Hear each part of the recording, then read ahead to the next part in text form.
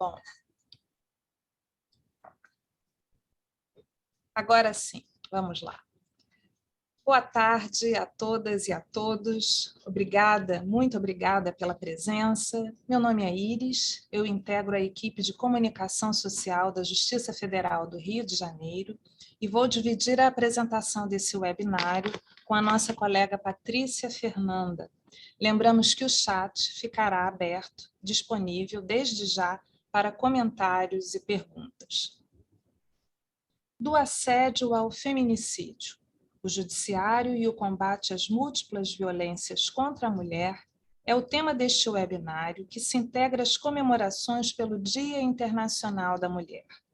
Gostaríamos de abordar um tema mais leve, lúdico, mas o agravamento da violência contra as mulheres tornou a questão incontornável e urgente para todas nós e para toda a sociedade. Somos potencialmente vítimas e conhecemos muitas vítimas de fato. A ONU tem o agravamento da violência contra a mulher na conta de uma epidemia. Assédio, violência doméstica, estupro, violência psicológica, feminicídio, violência obstétrica, são diversas as formas de agressão contra o gênero feminino que ocorrem rotineiramente na sociedade. Embora perpasse todos os estratos sociais, mais de 60% das vítimas são negras. Logo, a violência de gênero também tem um recorte racial. Nos últimos anos, o Estado brasileiro tomou várias iniciativas para enfrentar o problema, como a aprovação da Lei Maria da Penha, a instituição pelo Conselho Nacional de Justiça da Política Judiciária Nacional de Enfrentamento à Violência contra a Mulher, entre outras medidas importantes, mas que parecem não ter sido ainda suficientes, já que os índices continuam alarmantes. Como lidar com tamanha violência? O que fazer se formos vítimas de ameaça física ou psicológica? Como homens e mulheres podem agir ao presenciarem essas situações de agressão? O que precisa ser feito para reverter o quadro atual? Não temos a pretensão de esgotar essa temática hoje aqui, mas esperamos suscitar reflexões e contribuir com propostas para o enfrentamento necessário a esse desafio. Para a abertura oficial do evento, com a palavra a diretora do Foro da Seção Judiciária do Rio de Janeiro, juíza federal Paula Provedel.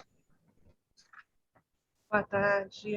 Na condição da diretora do Foro da Seção Judiciária do Rio, eu gostaria de agradecer às nossas queridas e qualificadas debatedoras, doutora Débora Vale, doutora Marcela Lobo, doutora Suzana Natal, doutora Aniele Xavier.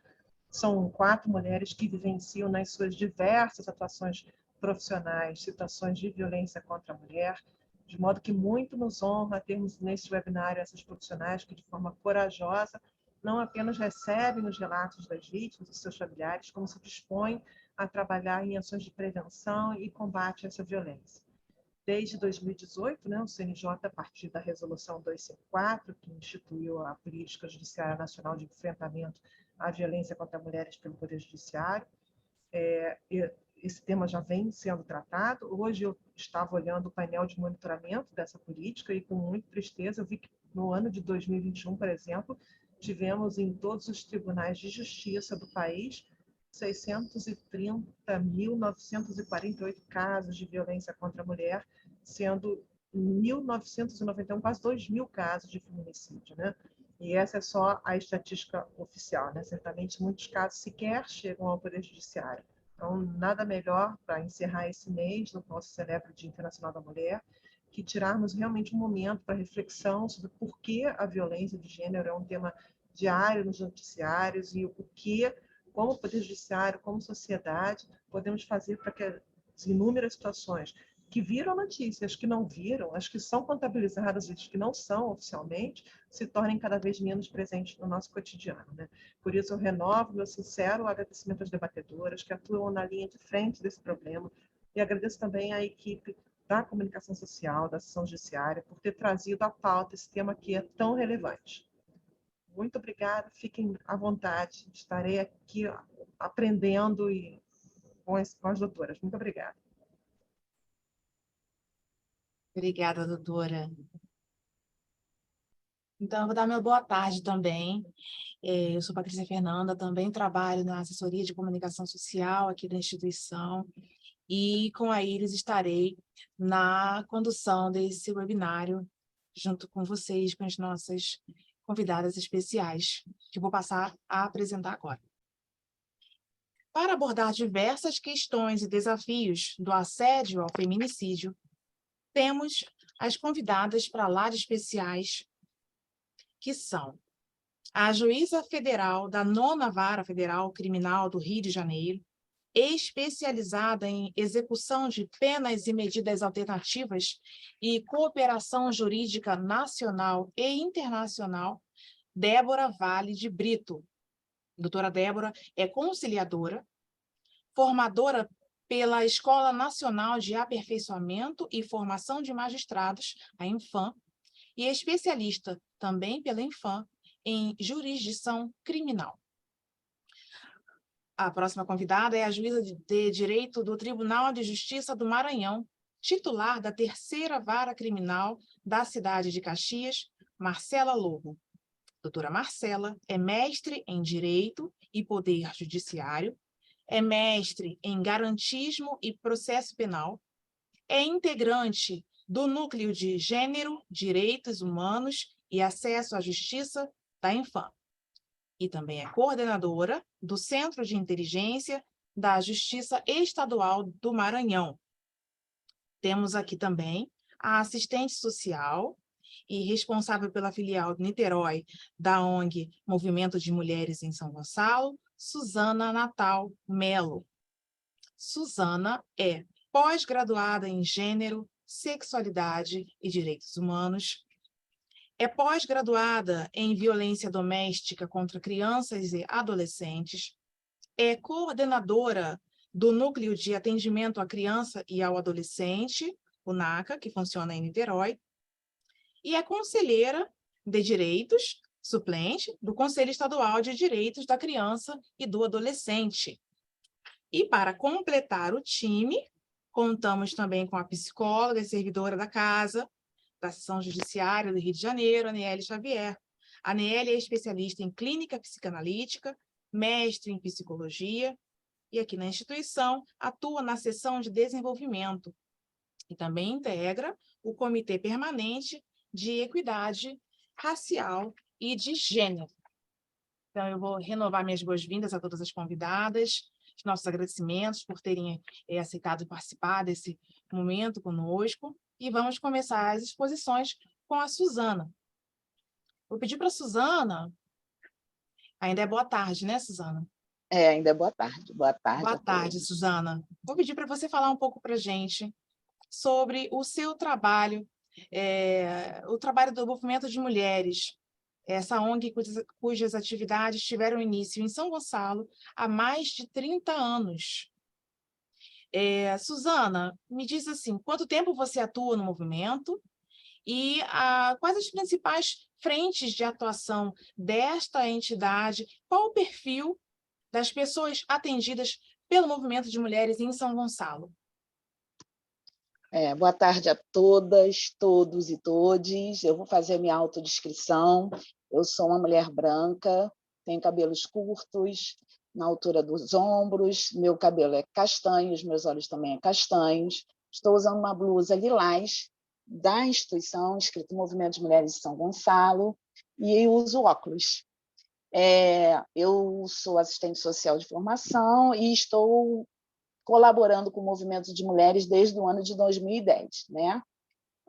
Eu sou assistente social de formação e, até hoje, eu estou como coordenadora técnica do NACA Niterói, que é um núcleo de atenção a crianças e adolescentes vítimas de violência, onde a gente faz o atendimento de crianças e adolescentes. Mas vamos falar sobre o Movimento de Mulheres, né? Como surgiu o Movimento de Mulheres, né? O Movimento de Mulheres é uma entidade, né, da sociedade civil, né, sem fins lucrativos, né? Ela tem o SEBAS, uma certificação desde 2015, que foi concedida pelo Ministério da Cidadania, né? E já estamos há 34 anos nessa luta pelo fim da violência de gênero e a superação das desigualdades, principalmente na defesa dos direitos humanos de mulheres, né? A nossa missão é a defesa dos direitos civis, sociais e políticos, né? Sob a perspectiva de gênero, de raça, etnia, com os aspectos geracionais, trabalhamos todo esse tipo de situações e prevenções. Todas as nossas ações estão sempre voltadas para a prevenção e ao enfrentamento de qualquer tipo de violência, tá? Tanto de mulheres como de crianças e adolescentes. Nós temos o objetivo, né, de estar dando liberdade a essas mulheres nos direitos tanto sexuais, reprodutivos, e superar qualquer tipo de preconceito e discriminação, né? Um breve histórico que a gente precisa falar um pouquinho do movimento de mulheres e que eu ouço muito. Nós temos uma diretoria, né, que é eleita a cada 4 anos, 4 a 5 anos, né? Nós temos uma diretoria que trabalha de forma voluntária, né, de mulheres que já estão há muitos anos em São Gonçalo, e temos uma diretoria executiva, tem uma gestora de projetos, que é a Marisa Chaves, nós temos a diretora executiva, a dona Oscarina Siqueira, que é uma pessoa que está desde o início, quase praticamente do início do movimento de mulheres. Eu ouço elas falarem da história que começou numa reunião debaixo de uma árvore em São Gonçalo. E hoje nós já temos uma sede própria, graças ao intenso trabalho de mobilização que elas começaram a fazer para discutir diversos temas, né? Então, e principalmente a discussão do gênero, do posicionamento da mulher dentro da nossa sociedade, a discussão das violências e trabalhar e prevenir essas violências, né? Então, nós temos uma grande quantidade de pessoas ainda que ainda são daquela época, participando ativamente das ações do movimento de mulheres, né? Então, uma das principais objetivos que nós temos atualmente é a luta de defesa do direito das mulheres, né? Como nós já falei, essa articulação das mulheres que estão dentro do movimento de mulheres na luta da defesa dos direitos humanos, da superação da violência e das desigualdades, né? A gente desenvolve ações e projetos em relação a essas violências, né? E nós também trabalhamos e atuamos junto ao controle social das políticas públicas, né? E o principal de tudo isso é a gente precisa promover o acesso à informação, que é muito importante dentro de todo o trabalho que o movimento de mulheres faz, né, atualmente, né? A gente tenta fazer com que as mulheres possam ser empoderadas dentro de todas as suas histórias, a gente acolher todas elas e tentar prevenir todas as violências. Atualmente, nós também estamos sempre fizemos incidência política. O que é essa incidência política? É participar nos conselhos de direitos, né? Já estive como suplente no Conselho Municipal de Direitos da Criança e do Adolescente, nós estamos em todos os fóruns de direitos da criança e do adolescente e de mulheres, nós estamos em todos os conselhos municipais, tanto de São Gonçalo como de Niterói, de Itaboraí. Nós já estamos no CEDIM, temos duas conselheiras no CEDIM do Rio de Janeiro e outras políticas. Bom, eu vou falar brevemente, porque assim, nós temos bastante projetos agora, depois de todos esses anos, nós conseguimos ter muitos projetos, e um dos projetos prioritários e principais que conseguiu um financiamento que até hoje está no movimento, acho que já tem 14 ou 15 anos, que é o NEACA, que é um Núcleo Especial de Atendimento a Crianças e adolescentes vítimas de violência doméstica e sexual, que faz um trabalho interdisciplinar de crianças e adolescentes que já sofreram uma situação de violência confirmada, e a gente faz acompanhamento terapêutico e social com essa criança e com essa família. Tá? A gente tem na nossa sede em São Gonçalo. E esse programa, esse projeto é financiado pela Secretaria Municipal de Assistência Social de São Gonçalo. Tá? Nós temos o TRPI, que é o Tecendo Redes na Primeira Infância, que abrange os municípios de São Gonçalo e Itaboraí. Nós temos uma casa em Itaboraí, né, para fazer acompanhamento especializado também interdisciplinar para minimizar os impactos da violência também sofrida por crianças e adolescentes da primeira infância. São crianças atendidas de 0 a 6 anos, tá? Em Itaboraí e também em São Gonçalo. Nós temos os Vozes Periféricas, que é uma parceria com o Instituto Profarma, a Fundação Amor Horizontal e a PIG, que a gente faz um atendimento interdisciplinar também para favorecer e fortalecer a autoestima das mulheres do Salgueiro, do Complexo do Salgueiro em São Gonçalo. Tá? Além do NEACA São Gonçalo, eu esqueci de falar, vou complementar. Nós também temos o NEACA, é muita coisa. Nós temos o NEACA Salgueiro, tá? Que nós temos uma casa lá, nós temos uma líder comunitária, uma pessoa que mora no Salgueiro, que é funcionária do Movimento de Mulheres há muito tempo, e ela trabalha também com crianças e adolescentes,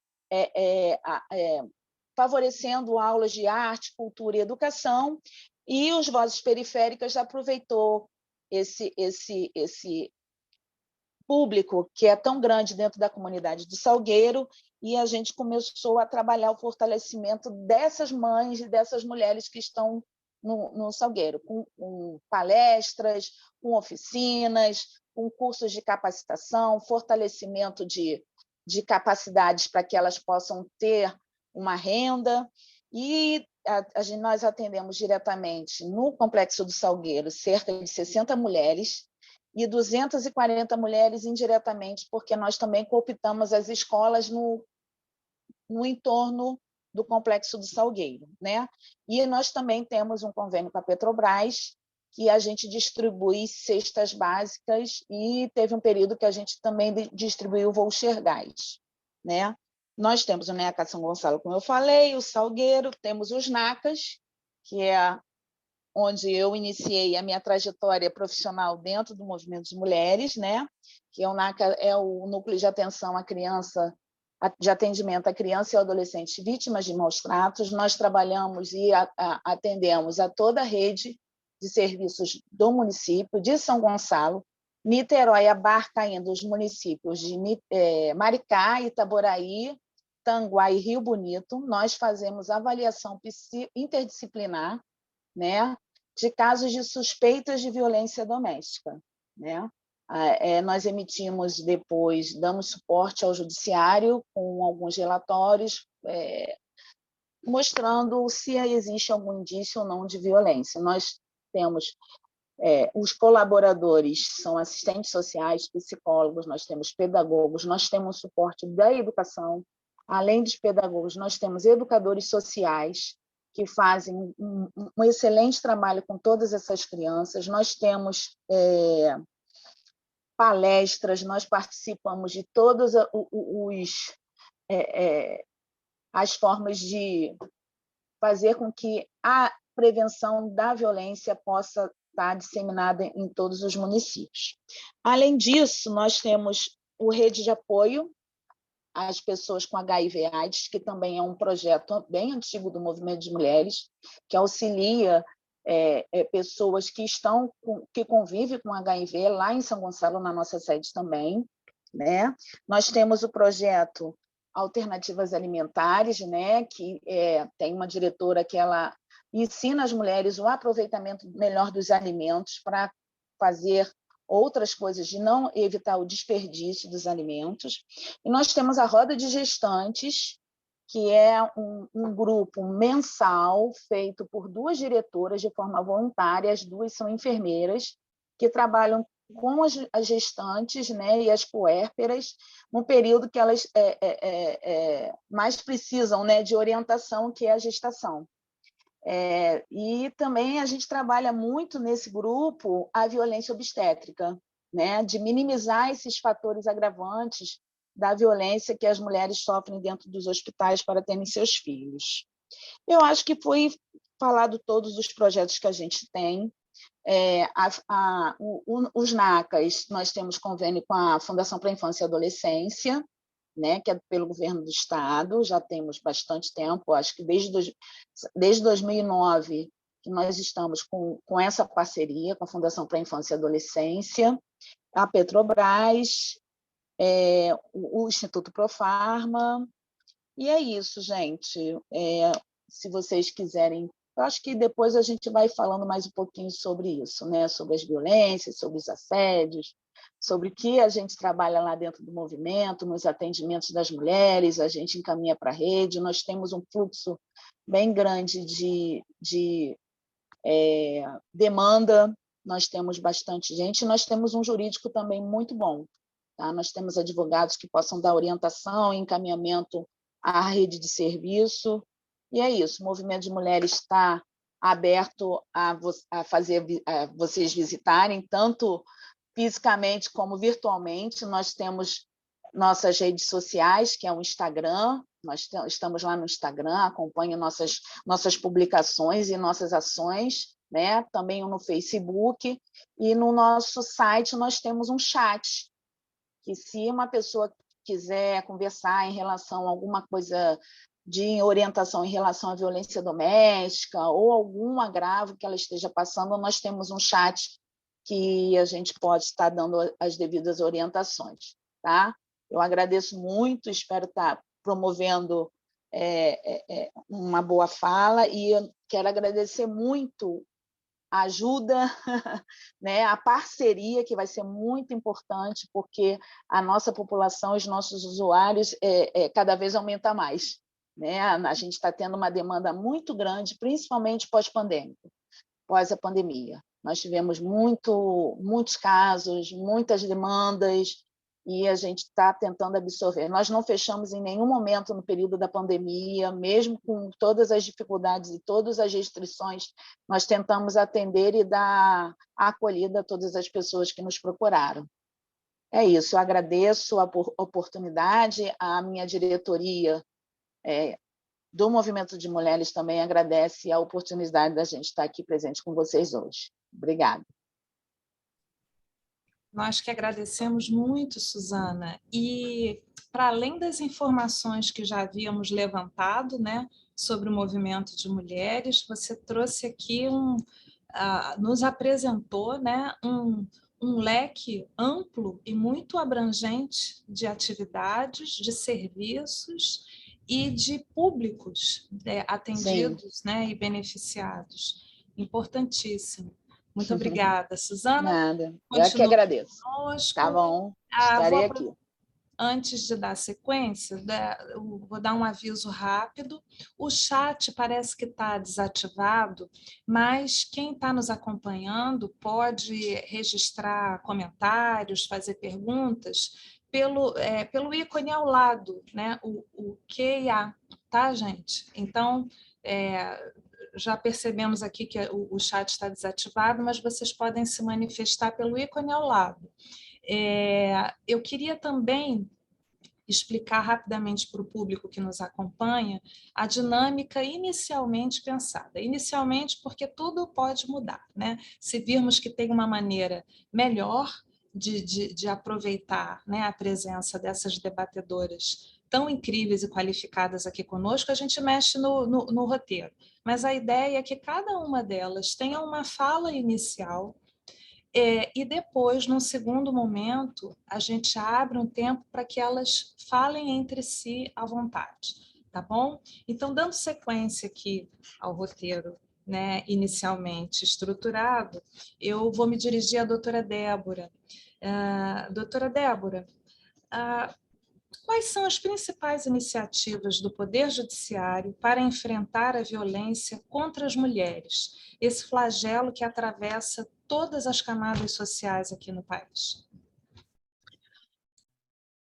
Boa noite, boa tarde. Obrigada, Iris, pela pergunta.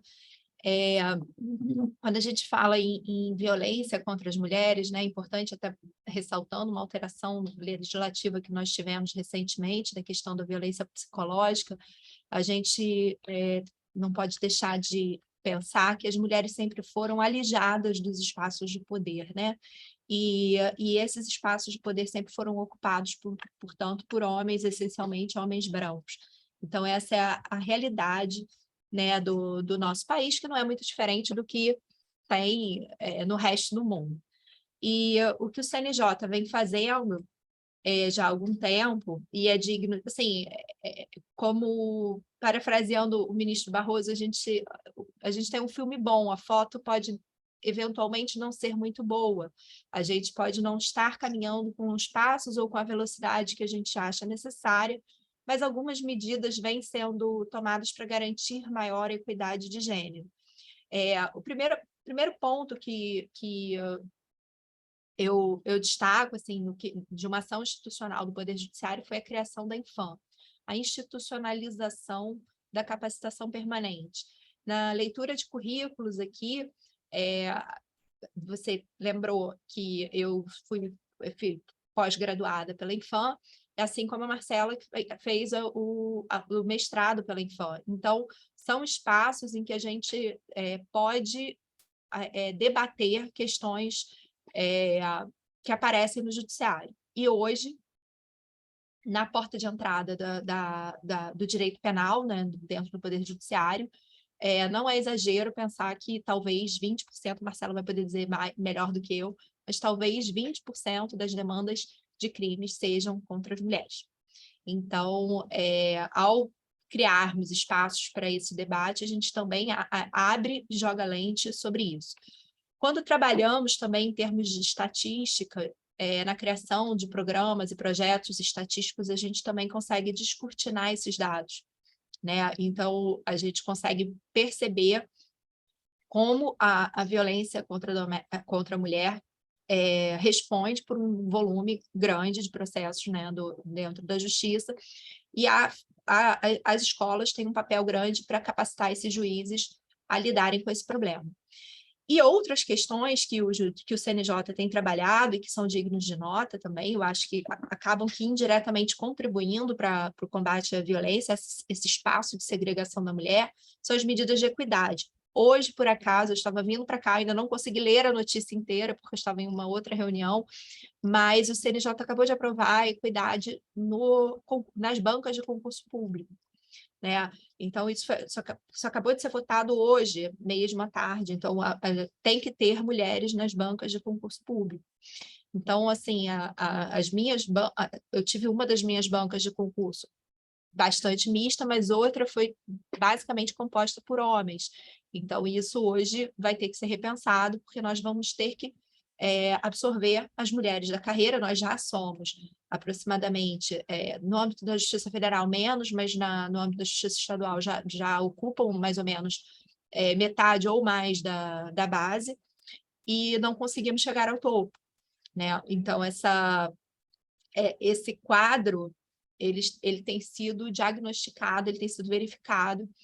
Também nesse mês, o CNJ divulgou uma pesquisa profunda sobre o perfil da mulher magistrada, concluiu que um número alto de mulheres magistradas já sofreu assédio e que as mulheres têm, mesmo magistradas, mesmo na sua condição de poder, têm uma dificuldade de denunciar. Talvez até mesmo por precisar passar essa sensação de poder, essa sensação de força, e ao se denunciar a vítima, acaba se posicionando numa posição de fraqueza, de vulnerabilidade. E, enfim, o fato é que nós, mulheres também, magistradas, também ocupamos esse papel de vítima, e muitas vezes isso foi verificado por essa pesquisa do CNJ, que foi feita nesse mês, já foi divulgado nesse mês, né? Muito interessante. E, por fim, eu gostaria de lembrar assim, duas colegas magistradas, né, que foram covardemente assassinadas por seus maridos, ex-maridos, né, pessoas com quem elas dividiram a vida. Não foi apenas o caso do Rio de Janeiro, que foi uma noite de Natal, um caso muito triste, muito desolador, e teve o caso do Mato Grosso, que a colega foi morta dentro do fórum pelo ex-marido, né? Então, ontem nós tivemos um júri de um promotor de justiça que matou a mulher. Então, a gente nota que tanto os agressores quanto as vítimas efetivamente estão em todas as classes sociais, em todas as posições de poder que a gente pode imaginar, que não é um recorte de classe social ou de cor, né? Isso está presente no nosso dia a dia. Então, assim, esse passo a passo do Conselho de descortinar e de expor, enfim, de números, dados, acabam contribuindo também para que a gente, ao menos, chegue na fase de identificar o problema, porque quando a gente tem quando aquilo não é um problema, assim, se há 100 anos atrás a gente não ia nunca discutir o problema da violência para a mulher, porque primeiro que ele não era um problema, segundo que ele não existia. Porque se você não jogar luz nele, você não vê, você não identifica. Então, hoje a gente sabe que a gente tem um problema, a gente joga luz sobre ele, a gente joga luz na diferença, na ausência de equidade. Então, assim, é um primeiro passo para que a gente comece a adotar medidas que possam alterar esse quadro, né? Como eu disse, ainda são medidas tímidas, mas já é um primeiro passo. Então, isso que eu gostaria de reconhecer, né, como algo digno de nota. Então, para mim, foram as medidas mais, vamos dizer assim, concretas, né, que eu vejo vindo do judiciário, voltados para essa questão da violência contra a mulher, inclusive no ambiente institucional.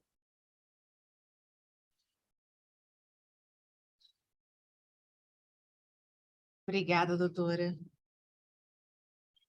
A nossa próxima questão é para a doutora Marcela Lobo. Doutora Marcela, a senhora poderia partilhar conosco um pouco da sua experiência atuando nas áreas de violência doméstica, de violência contra crianças e adolescentes? Nossa, Patrícia, obrigada pela pergunta. Eu quero agradecer também de já, né, as contribuições que a Suzana e a Débora trouxeram também para essa discussão.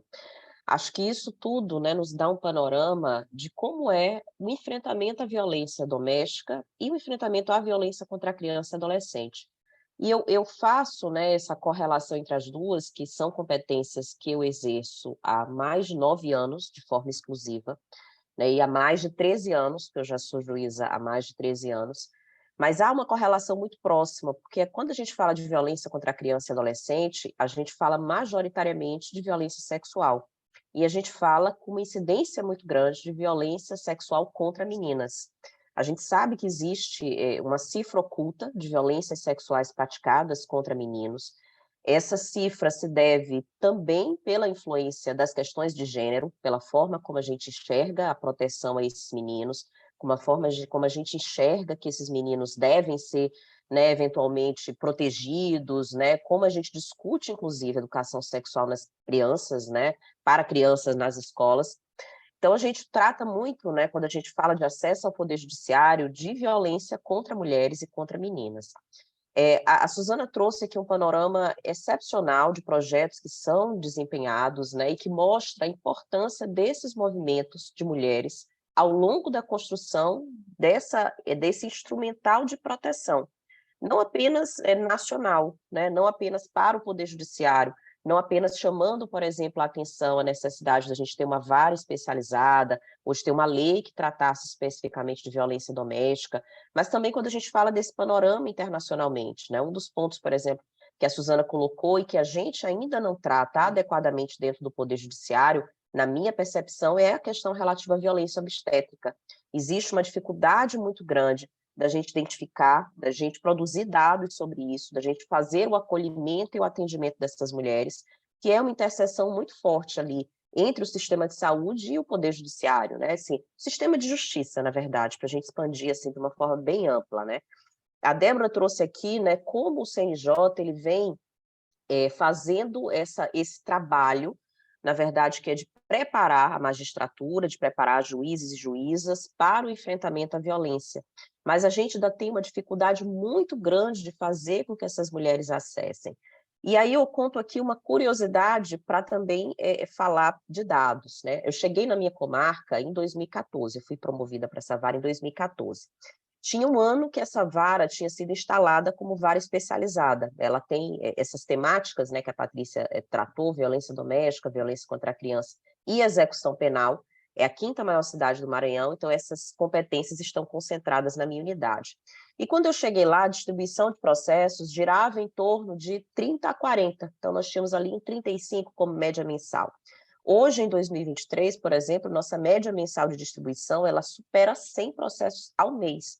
O volume de distribuição de medidas protetivas, de incidentes, de inquéritos, isso porque a execução penal, né, para quem trabalha, sabe que ela está ali, é um mundo apartado, né, ele acaba até muito invisibilizado. Mas em termos de distribuição de processos que tratam de violência contra mulheres e meninas, a gente teve um crescimento absurdo. Isso mostra que o Poder Judiciário ele tem que dar uma atenção especial, né? A doutora Paula começou mencionando esse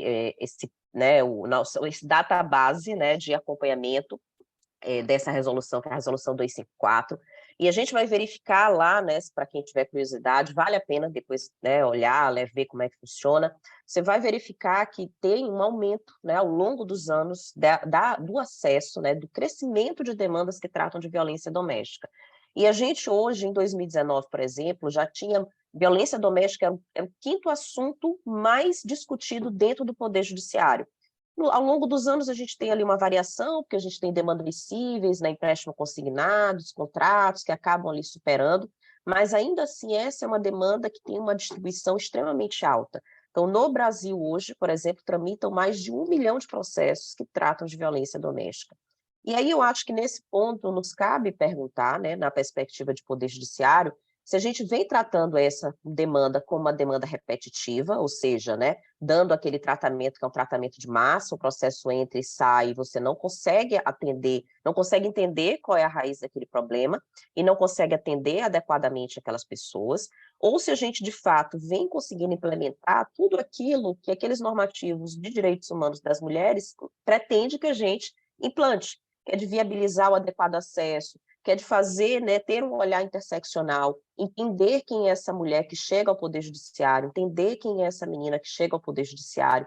Nós temos dados, por exemplo, recentes de um relatório que é chamado Visível e Invisível, ele faz esse apanhado de dados sobre a violência doméstica, que aponta, por exemplo, que mulheres hoje separadas e divorciadas têm um fator de risco ampliado de violência. Então, já é para a gente ter uma atenção diferenciada àquelas mulheres, que as mulheres negras e pardas, por exemplo, são mulheres que são mais afetadas por violências letais, que, né, dentro daquele núcleo familiar, um núcleo familiar que requer uma atenção. E aí existem uma série de documentos que eu acho, né, para o nosso público e até para a nossa reflexão, é muito importante a gente incorporar. A violência contra a mulher é uma violência extremamente particular, porque ela é uma violência praticada pelas pessoas que você confia, as pessoas que você ama. É o seu pai, é o seu companheiro, é um parceiro de vida, é alguém que você confiou, né, a pessoa que vai dormir na sua casa com você. É claro que se a gente for olhar números frios, a violência, ela maltrata mais homens e meninos, mas a gente fala de uma violência, muitas vezes, sem um rosto definido, porque ela é uma violência que acontece no público, não é uma violência do espaço privado, como é a violência que atinge as mulheres. E aí, né, a Débora mencionou essa pesquisa que foi conduzida pela MB e pela Infam, eu tive, né, o prazer de participar também da análise desses dados.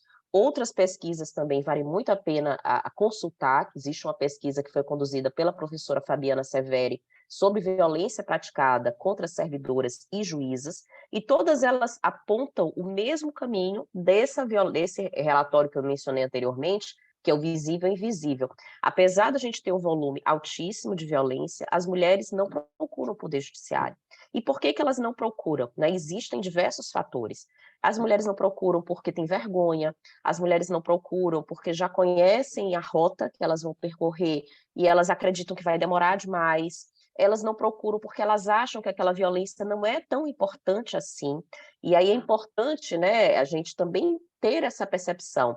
A violência, ela passa por muitos ciclos. Eu não vou dizer, eu às vezes digo isso em sala de audiência, eu não vou dizer que é impossível, mas é muito raro alguém, né, estar numa relação íntima e o primeiro ato ser uma tentativa de feminicídio ou um feminicídio.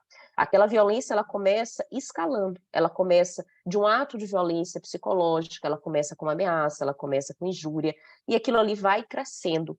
Muitas vezes a mulher, ela só se dá conta da gravidade daquele ato quando ele já chega num nível tão alto que a integridade psicológica, a integridade física dela já está profundamente violada. E aí espaços como esse, né, espaços dentro dos nossos órgãos públicos, essa interlocução com esses movimentos, que são movimentos importantes e assim, fundamentais, são os movimentos de mulheres, nos permitem nos capacitar para receber essas mulheres, identificar esses sinais de violência também dentro dos nossos espaços de trabalho, para que a gente possa, inclusive, oferecer a essas mulheres acolhimento e fortalecimento para que elas busquem também, né, o auxílio necessário para sair dessas relações. E assim, desde que eu entrei na Infam, eu gosto muito de pesquisa, né?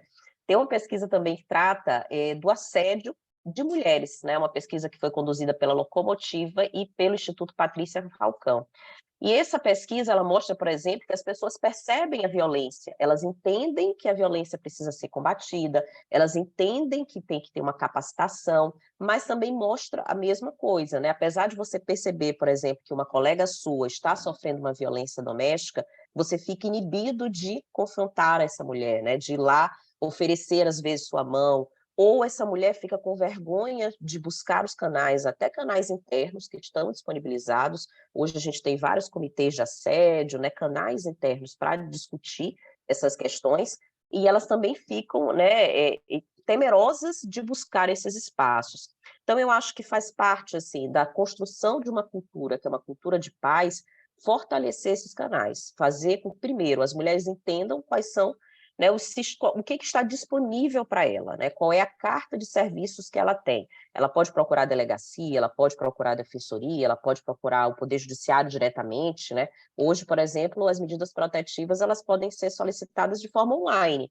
Você entra no formulário, no site do tribunal, e você não precisa de ninguém para intermediar aquele seu pedido. É claro que aí eu vou aqui fazer um parênteses, né? Há uma dificuldade das mulheres que não têm acesso à internet, não têm acesso ao computador, às vezes não compreendem, né, aquela linguagem jurídica que talvez não seja tão simples, né, para que ela leia aquele formulário, mas existe essa possibilidade. Assim como existe a possibilidade também dela ir diretamente ao fórum e pedir esse auxílio, né, fazer essa solicitação. Mas a gente tem que ter ali em mãos qual é esse leque, né, de serviços que estão disponibilizados. O que o meu tribunal, né, aqui falando para nós, né, que estamos aqui no âmbito de uma ação institucional de um tribunal, o que meu tribunal me oferece para que eu possa buscar o auxílio na hipótese de violência? Eu acho assim, hoje, de todos os destaques que eu posso dar em relação àquilo que eu aprendi na minha carreira, né, assim, aprendi nessa vivência da violência doméstica, é a importância da gente criar esses canais de escuta, e criar canais de escuta qualificada, né, e aí eu faço, assim, uma meia-culpa em relação até à minha própria atuação. Quando você entra, você associa muito a violência à existência de um crime. Então, você associa muito, por exemplo, o requerimento de medida protetiva a existir um inquérito policial, quando as duas coisas estão absolutamente dissociadas. Às vezes, a mulher está buscando um afastamento imediato, ela não quer ver processada aquela pessoa.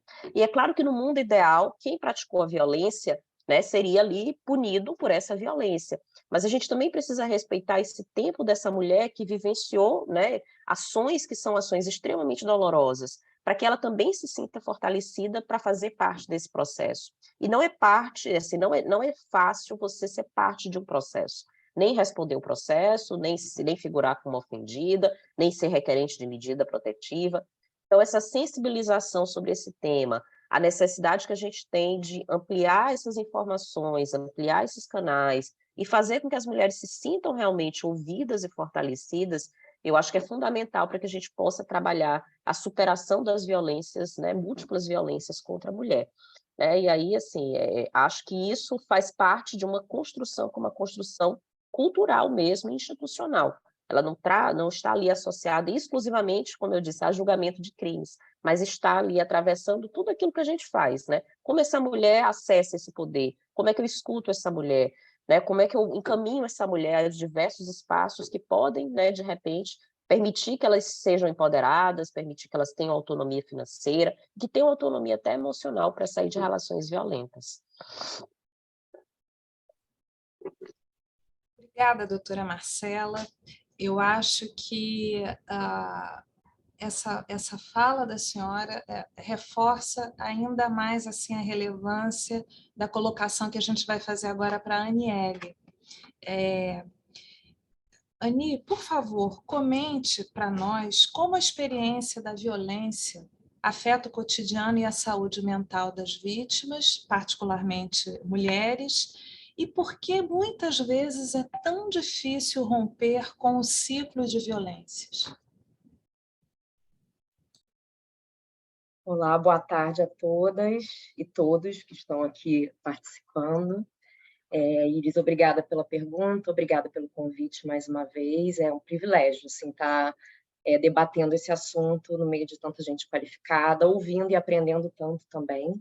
Fiz aqui as minhas anotações durante a fala da Suzana, que achei muito assim, relevante, né, em termos da quantidade de serviços, de ofertas que o movimento propiciou, o crescimento do movimento nesses 34 anos. Né?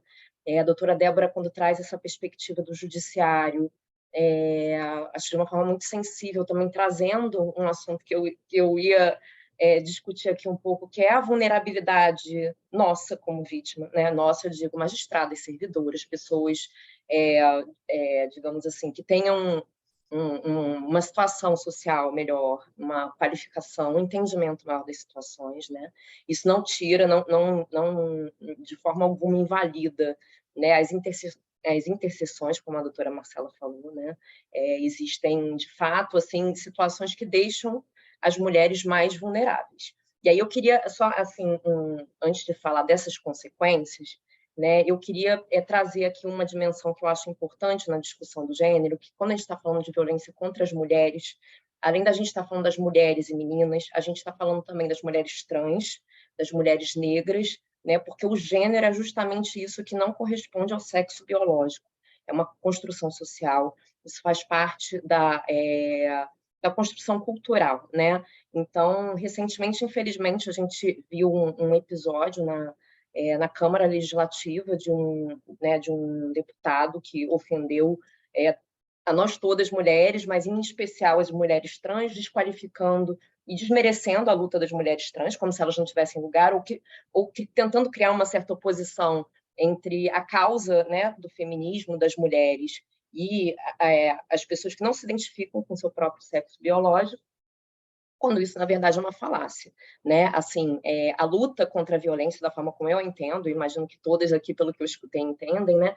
Ela é uma luta que ela só se fortalece quando a gente acrescenta, digamos assim, esses vieses, essas diferentes orientações sexuais, né? Tudo isso vai ser uma interseção, né? Uma interseção à orientação sexual, se a mulher é lésbica, se a mulher é bissexual, se a mulher é heterossexual, tudo isso vai se conformar de uma forma diferente também nessa vida. Assim como a escolaridade, assim como a identificação ao gênero biológico, né? Então, a gente não pode naturalizar esse tipo de discurso, que é um discurso violento não só contra as mulheres trans, mas é aviltante, mas para todas as mulheres, né? Porque cada uma tem uma singularidade, cada uma tem uma especificidade, e de longe, assim, o sexo biológico não é o que nos define mulheres, né? Aí a famosa frase da Simone de Beauvoir, né, que a gente se torna mulher, a gente se torna homem ou mulher, vem dessa ideia, né, que ninguém nasce homem ou mulher no sentido do que a gente aceita culturalmente, como um comportamento esperado de um homem, um comportamento esperado de uma mulher.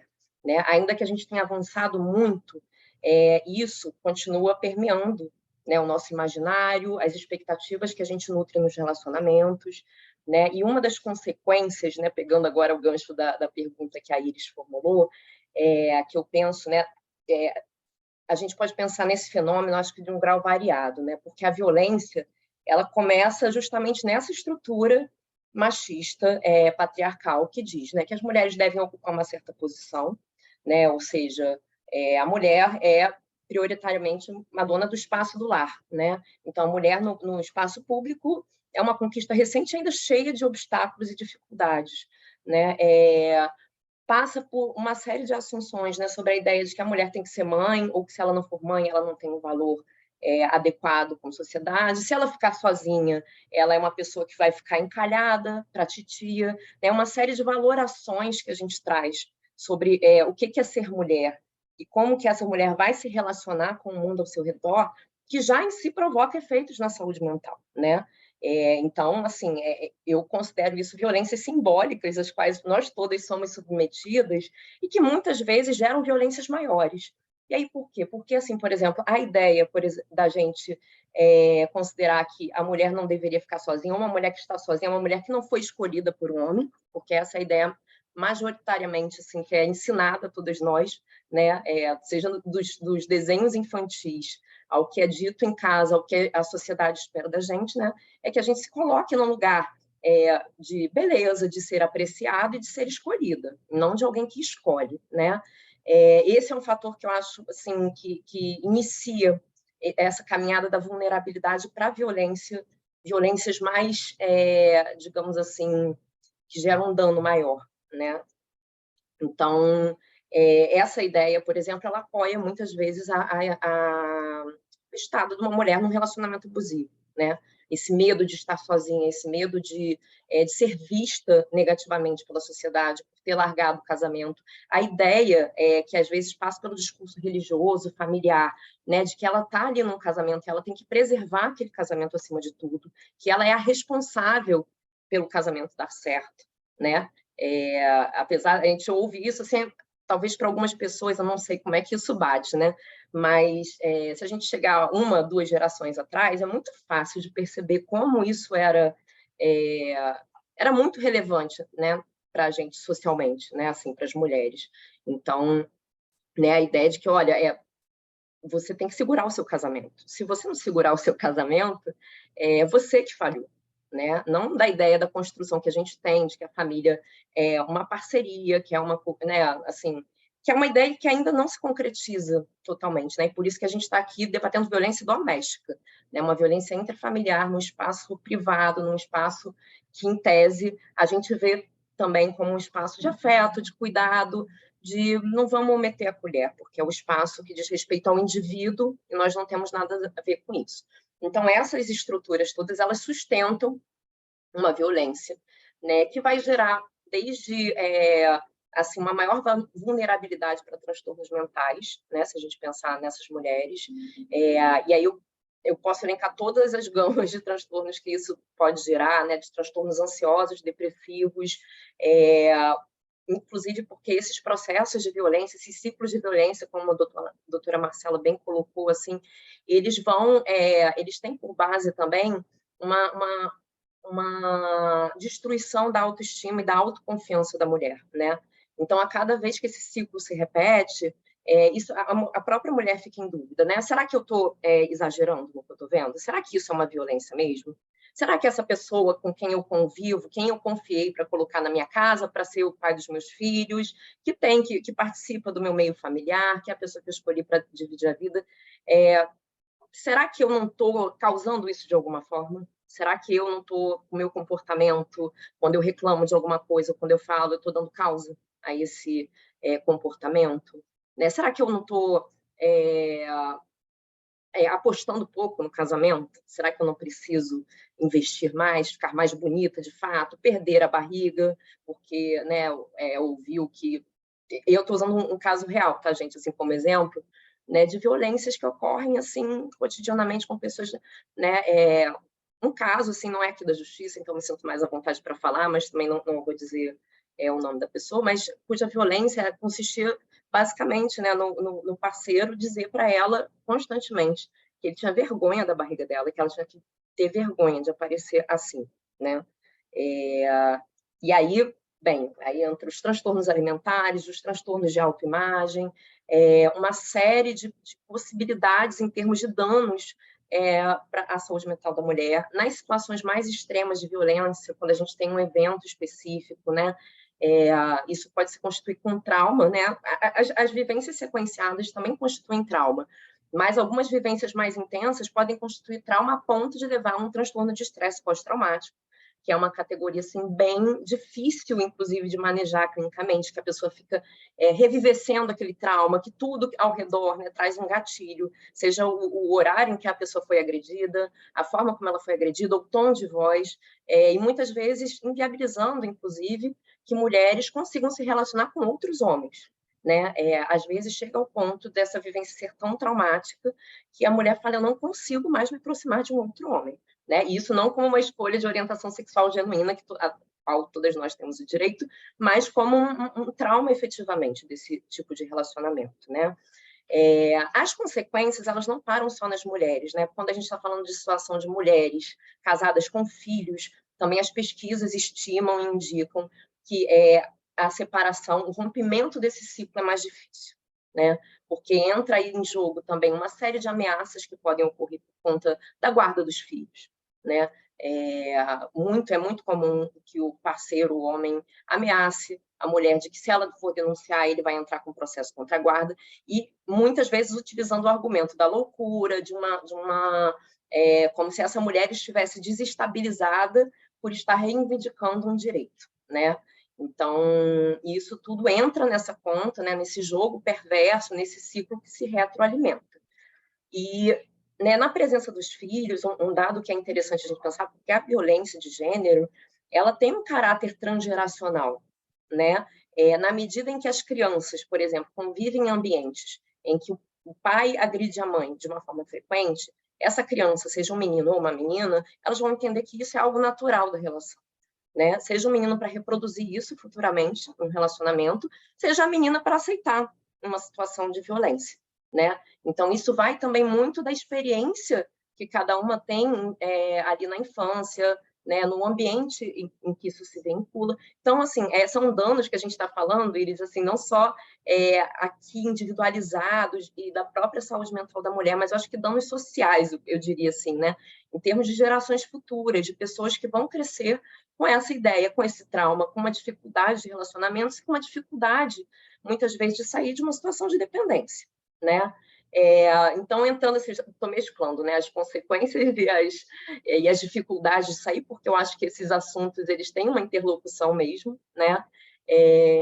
As dificuldades de sair, elas muitas vezes estão ligadas, assim, linkadas a uma dependência financeira efetiva, a esse lugar de desigualdade mesmo estrutural, salarial, que é um componente muito comum em muitas famílias, mas muitas vezes o componente não é da dependência financeira, sim da dependência emocional, né? E no caso da dependência emocional, entra em jogo muita coisa, assim, a violência de gênero, ela, de fato, é multifatorial, né? Não tem como a gente dizer uma única coisa que entra em jogo, né?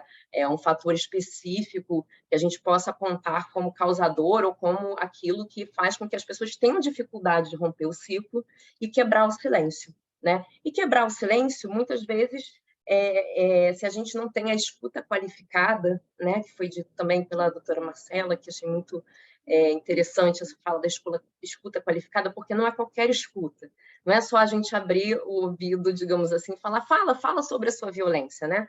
É como a gente escuta, como a gente julga isso, como que a gente está, de fato, aberto ou não à pessoa que está nos procurando, né? Porque ela está vivenciando uma situação de violência e confiou na gente por algum motivo para abrir essa situação, ou quando a gente nota que tem algo que a gente gostaria de abordar com essa pessoa, né? Então, a escuta qualificada, no meu entendimento, ela passa por uma escuta sem julgamento, né? E um dos julgamentos muito comuns que acabam minando ainda mais a autoestima das mulheres, que às vezes não é pela má intenção do interlocutor, né? Mas é numa tentativa desesperada de dizer, olha, você precisa sair disso, né? É a ideia de que quando a mulher retoma um relacionamento, que é muito frequente, como foi dito já aqui, né, nesse ciclo da violência, né, que hajam rupturas de evolução, que a gente chama assim na psicologia, né? São rupturas que você tem um ciclo, você rompe, se afasta do agressor, alguma condição ocorre que você volta para aquela relação,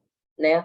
E muitas vezes essas mulheres que voltam à relação são, digamos assim, taxadas ou abandonadas pelos colegas, familiares, no sentido, se ela voltou é porque ela gosta de apanhar, se ela voltou é porque ela quer isso, se ela voltou é porque é mulher de malandro. E aí a gente poderia ir para vários termos que são usados como estereótipos, como pejorativos, e que geram na vítima uma sensação de medo, de culpa, de vergonha. E isso tudo só alimenta o ciclo da violência, não ajuda essa pessoa a sair, né? Isso já está presente no ciclo como um todo. E muitas vezes isso é corroborado pela gente, seja aí falar de todas as atuações possíveis, como amigos, familiares, como magistrados, como psicólogos, assistentes sociais.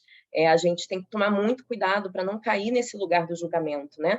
porque essa dinâmica da ruptura que volta, do retorno ao relacionamento que ocorre diversas vezes, até que efetivamente se dê uma ruptura definitiva, que é o que a gente espera que em algum momento possa acontecer, ou que de fato se chegue ao ápice dessa violência, né? Que seria o feminicídio. Então, a gente precisa estar disponível para apoiar essas pessoas incondicionalmente. Quando eu digo incondicionalmente, é sem fazer esse tipo de julgamento, porque a gente não sabe qual é o tipo de ameaça que está por trás da situação, qual é o tipo de vivência que a pessoa está sentindo. A vivência do constrangimento e da vergonha é comum a todas as mulheres, assim, sejam pessoas esclarecidas, magistradas, sejam as pessoas de classe baixa, né? Porque a vítima já parte dessa ideia de que ela fracassou em algo, de que ela foi vulnerável, que ela deixou acontecer alguma coisa que ela não deveria ter deixado acontecer, né? Então, para ela chegar até uma delegacia da mulher, ou ela chegar até o Poder Judiciário para formular algum tipo de pedido, de medida protetiva, a gente precisa entender que, antes disso tudo, a mulher está passando por um processo interno, né, de eu vou ou eu não vou. Eu vou e recuo. Eu vou tentar, mas não, eu devo estar exagerando. E aí, isso, né, quando você esbarra com um agente público ou com alguém que te diz alguma coisa que desanima, aí fica mais difícil ainda de romper, né? Então, é isso. Poderia falar muito sobre esse tema, acho que é um tema muito amplo, mas vou parar por aqui para a gente entrar aí no próximo bloco de comentários. Muito obrigada, Aniele. Não sei o público que está nos assistindo, as demais expositoras, mas assim, a minha cabeça está fervilhando aqui com esse caldeirão de informações assim, tão relevantes, algumas tão desconcertantes, né? Mesmo para nós que buscamos tanta informação a respeito do tema, tanto conhecimento, mas isso, esse olhar multidisciplinar que a gente traz aqui para o evento nos permite sempre aprofundar um pouco mais, né? Aquele conhecimento que a gente busca elaborar. Bom, eu vou sugerir, então, agora aqui uma abertura para que... E aí a gente não vai mediar nada, né, Patrícia? As expositoras vão ficar à vontade para uma comentar a fala da outra, ou fazer perguntas, ou mesmo complementar algo que tenham dito, mas que, enfim, achem mais adequado, enfim, acrescentar algum dado. Paty, você tem algo para propor também nesse sentido? Eu vou ficar aqui de olho no nosso questionário.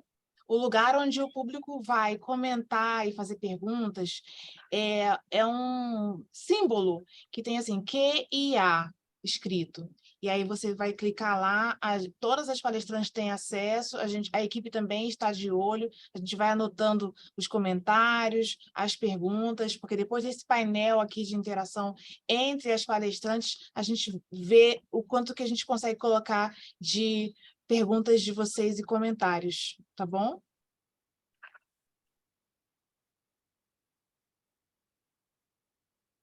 Vocês fiquem à vontade. Então, alguém começou a falar. Foi a Suzana? Bom, Suzana, fique à vontade. Então vamos lá. Ficou passando um filme na minha cabeça diante dessa minha trajetória toda em relação à violência doméstica, né?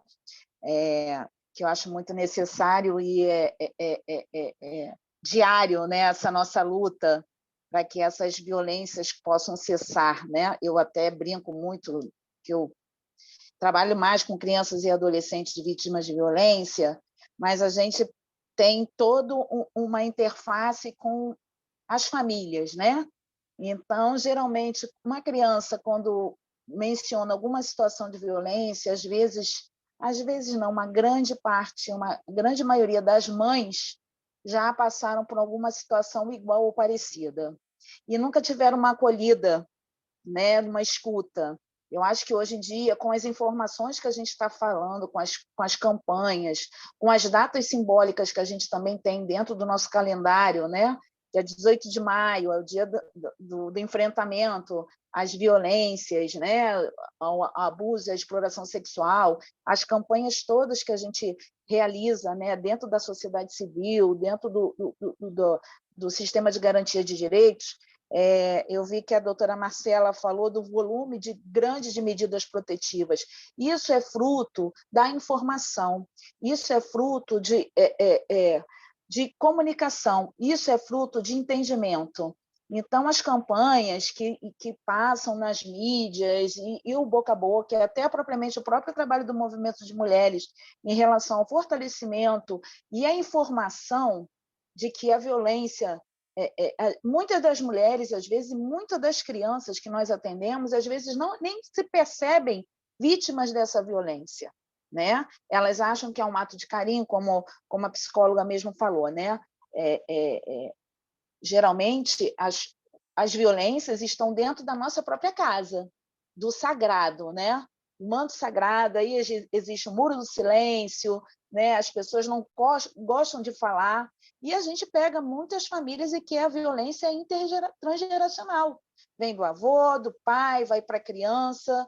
Então, o volume está grande, porque eu acredito que a informação que está sendo dada, que você precisa falar, que você precisa denunciar, que você precisa notificar, já está chegando a uma grande camada da população. E agora a gente também está falando muito dos assédios, né? Não só as mulheres no assédio do trabalho, também no assédio no ônibus, no assédio nos meios de transporte, né? Você está passando na rua ser assediada. Então, acho que as mulheres estão começando a ficar mais atentas ao que fazem com o seu corpo, né? E a doutora Marcela, a doutora Débora falou sobre essa coisa do assédio, que é importante, a gente está falando sim, que a gente não se percebe sendo assediada. Eu acho que a gente ainda tem uma gama muito grande de mulheres que realmente tem medo de enfrentar, né? Porque sabe que às vezes é um superior que está lhe assediando, é uma pessoa que é uma chefia imediata. Isso é muito difícil para você enfrentar, né? Está em todas as classes sociais, sim, que no NACA nós atendemos classe social dos mais variados classes sociais, tanto da alta quanto da média, quanto das camadas mais empobrecidas. E eu queria falar também, botar um ponto importante, que dentro das lutas dos movimentos sociais e dentro da nossa incidência, a gente precisa falar muito do amparo de algumas mulheres que são vítimas de violência, né? A gente briga muito lá em São Gonçalo por um abrigo de mulheres vítimas de violência. Eu acho que todo município deve ter espaços para abarcar mulheres que não podem voltar mais para os seus lares, não podem ter mais contato com os seus agressores, né? A mulher, como a Aniele falou, né? Sofre aquele tipo de violência, aquele ciclo de violência, e de repente ela volta para o companheiro. Mas por que ela volta, né? Tem toda uma gama de pontuações que são necessárias para que ela possa voltar. Às vezes, uma dependência financeira, existe a dependência afetiva, mas eu acho que existe a necessidade de políticas públicas para que essas mulheres possam ser amparadas e que elas não possam estar voltando para um novo ciclo de violência, né? Então, acho muito importante a gente criar uma política mesmo para que esses abrigos possam estar existentes em todas as cidades do país para dar apoio, né? E acolhida, né? E essa escuta, né? A escuta especializada é importante, né? A escuta do assistente social, a escuta do psicólogo, a escuta do advogado, né? De que elas possam estar enfrentando que é uma batalha diária. Você está enfrentando a violência que você sofre dentro da sua própria casa. Você está enfrentando uma pessoa que, a princípio, seria uma pessoa de sua total confiança, da sua intimidade. Você acha que a pessoa seria seu parceiro, mas, na realidade, ele é o seu algoz, né? Então, a gente tem que olhar essas formas de violência também, né? Que tem a violência obstétrica está aí, e a gente está começando a sinalizar quantas mulheres ainda morrem nos seus partos por negligência médica, por falta de atenção, né? A gente está batalhando, inclusive até em São Gonçalo, porque tem uma maternidade que está lá no esqueleto e que seria muito bom o funcionamento desse hospital lá no município de São Gonçalo. A gente está acompanhando esse debate, acredito que vai ter uma posição governamental em relação à construção desse hospital. E é isso, eu acho que a medida protetiva também, as mulheres já estão sendo mais informadas sobre isso, e lá no meu trabalho, no nosso trabalho, a medida protetiva é um meio para que elas possam ser fortalecidas e protegidas mesmo. Tem muita coisa, o volume aumentou tanto de notificações e solicitações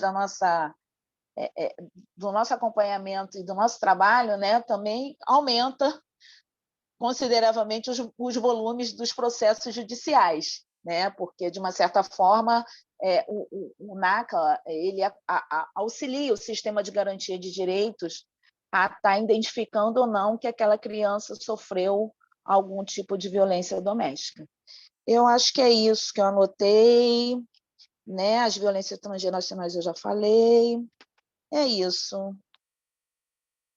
gente. E uma coisa que eu queria pontuar mesmo é o abuso sexual, né? O abuso sexual é o maior volume que acontece e ainda existe, e a gente está atendendo, e o NACA ele também dá um espaço para o suposto autor da violência. Nós também, na trajetória da nossa avaliação, a gente atende o suposto autor da violência e faz a mesma acolhida que toda a família. É isso, obrigada. Eu queria só fazer... Expositora, doutora Marcela, por favor. Queria fazer algumas considerações a partir dessa fala da Suzana, que eu considero extremamente esclarecedora. Acho, assim, há indícios, né, os estudos indicam que esse trabalho de capacitação da sociedade em relação aos 11.340, que é a Lei Maria da Penha, ela contribuiu de forma fundamental para que esse aparelhamento do Estado, né, fosse fortalecido e que as mulheres pudessem buscar também esses canais, né? E aí, né, a gente, por exemplo, vê em contrapartida a recente lei, que é a lei que foi, né, a lei que trata do sistema de garantias de crianças e adolescentes, que trata de violência contra crianças e adolescentes e concessão de medidas protetivas nesses casos, que é a lei Henri Borel, ela não vem tendo essa mesma atenção em termos de divulgação que a lei 11.340 teve. Então, isso realmente é um cuidado, que é um cuidado estatal, né, um cuidado principalmente público, mas é claro, né, também privado, na medida do possível, que é de dar informação, que é de dar notícia da existência desses instrumentos normativos e permitir que as pessoas possam fazer uso desses mecanismos, que são mecanismos de proteção. Lembrando, né, a última semana eu tive uma conversa com uma requerente da medida protetiva, e ela me contou o seguinte, né, que muitas mulheres têm medo de ir à delegacia, porque ficam com receio de que o seu, né, agressor tenha conhecimento daquele fato, que a agressão se agrave. Quando, na verdade, o que a gente tem em termos de dados é que a maioria das mulheres que sofrem com feminicídio são aquelas que nunca nem procuraram o sistema de justiça. 97% dos casos são de mulheres que nunca nem solicitaram medidas protetivas, porque certamente sofreram violência durante muito período, não tiveram coragem, ou não tiveram rede de apoio para buscar ajuda, permaneceram no silêncio, afastadas dessa rede de proteção e acabaram chegando a essa violência letal. Então, para aquelas que sofrem violência, é fundamental buscar ajuda, é fundamental dar notícia daquele fato, porque isso realmente cria uma estratégia para que elas sejam protegidas. E aí a Suzana falou a respeito dos abrigos, eu concordo integralmente. Esse é um aparelho estatal, na verdade, cuja implementação e crescimento tem sido descontinuada. Eu até busquei aqui, eu tentei identificar qual era o número de abrigos, porque eu lembro de ter lido já uma notícia que nos últimos anos houve uma redução do número de abrigos. Aí eu achei uma notícia de 2020 apontando que de 126,4 milhões de reais, né, previstos para políticas para mulheres, foi utilizado apenas 5,6 milhão. Olha, assim, o impacto disso, que é de você não fortalecer esses equipamentos, que são equipamentos de proteção, seja na criação de delegacias da mulher, ou implementação de equipes, seja para casa-abrigo, seja na instituição de outros tipos de políticas, que são políticas necessárias, o aluguel social, ou algum tipo de pensão para mulheres, né, que sejam vítimas de violência, que não consigam trabalhar momentaneamente, ou não consigam efetivamente trabalhar, ou filhos dessas mulheres que sofreram feminicídios, cujos pais estarão, né, potencialmente cumprindo pena ou respondendo processo. Como é que você dá o suporte a essas famílias, o suporte a essas mulheres, ou meninas, ou crianças, se você não tiver investimento de políticas públicas, né? Então, fica realmente esse alerta, né, sobre essas duas perspectivas, que é a necessidade da gente realmente reportar a existência desses instrumentos normativos. Então, tem medidas protetivas para mulheres, tem medidas protetivas para crianças e adolescentes, meninos e meninas que estejam em situação de violência doméstica, e esse leque é bastante amplo, né, para, enfim, abarcar esse conceito de violência, ele é bem amplo, e a gente precisa realmente de estrutura. E aí eu vou só fazer aqui um pequeno, né, a parte sobre essa questão da informação. Um dos aspectos tratados pela Lei 11.340 é a possibilidade de você atuar na violência doméstica, ou seja, daquelas pessoas que estão dentro da casa, mas elas não são, né, ligadas ali por vínculos afetivos ou familiares. Então, são as pessoas que trabalham dentro da nossa casa e sofrem violência doméstica. A gente sabe, né, que até por questões mesmos, né, assim, da nossa historicidade, muitas mulheres que trabalham dentro dessas casas sofrem violência doméstica. No entanto, o percentual de processos que trata dessa temática é ínfimo, na maioria das varas, né? Um dos estudos que eu conduzi no mestrado foi exatamente examinar a propositura de medidas protetivas. E das medidas protetivas que eu examinei, nenhuma tratava desse tipo de relação. Então, eu acho que é uma questão que a gente deve fazer. Será que as pessoas que trabalham dentro desses lares não sofrem violência ou não sabem que podem se valer desse instrumental? Porque a gente está assim, falando muito de afetividade, né, parceiros, pais, irmãos, mas aquela relação, né, da pessoa que está ali na sua casa, trabalhando com você, ela fica obscurecida nesse contexto, né, de denúncias, de comunicação. Outro ponto é violência sexual. O estupro marital, ele é altamente subnotificado. As mulheres realmente, assim, dificilmente você vai encontrar um processo, é um número muito diminuto, de mulheres que vão se reconhecer vítimas de uma violência sexual dentro daquela relação e, se reconhecendo vítimas, vão ter a coragem de reportar essa violência. Então, talvez seja realmente uma situação que a gente precisasse ali dar uma atenção diferenciada, né? Como noticiar, como explicar para essa mulher quais são as hipóteses de violência sexual, como dar a ela o encorajamento necessário para que ela se reconheça também uma vítima e possa, né, sair daquela relação, ou mesmo denunciar o seu agressor.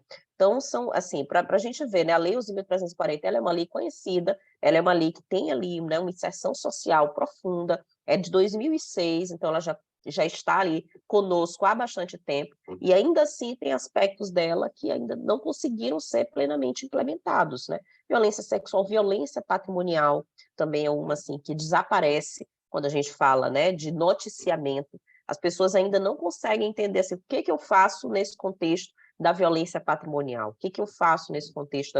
Como é que eu comprovo que eu fui vítima de uma violência sexual se eu tenho relações sexuais normalmente, eu não sou mais virgem? Então, como é que eu vou, entre aspas, né? E as vítimas se perguntam muito isso, né? Como é que eu posso provar que aquilo ali aconteceu? Lembrando que a responsabilidade de provar não é da vítima, né? O Estado é que vai assumir esse papel. A mulher, ela tem que buscar ajuda, ela tem que noticiar, ela tem que se encorajar para sair da relação abusiva.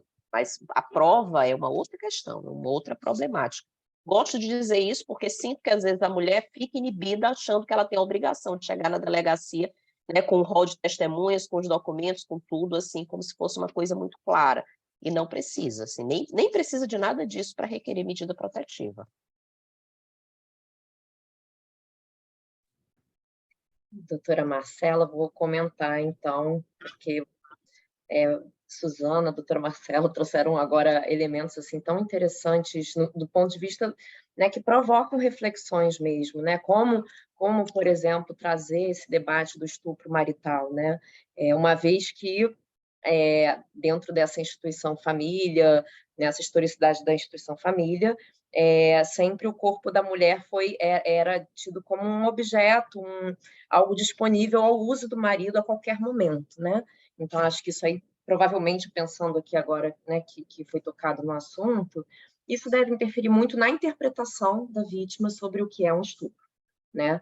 Porque a gente está atravessado ainda por esses condicionantes simbólicos, sociais, culturais, né?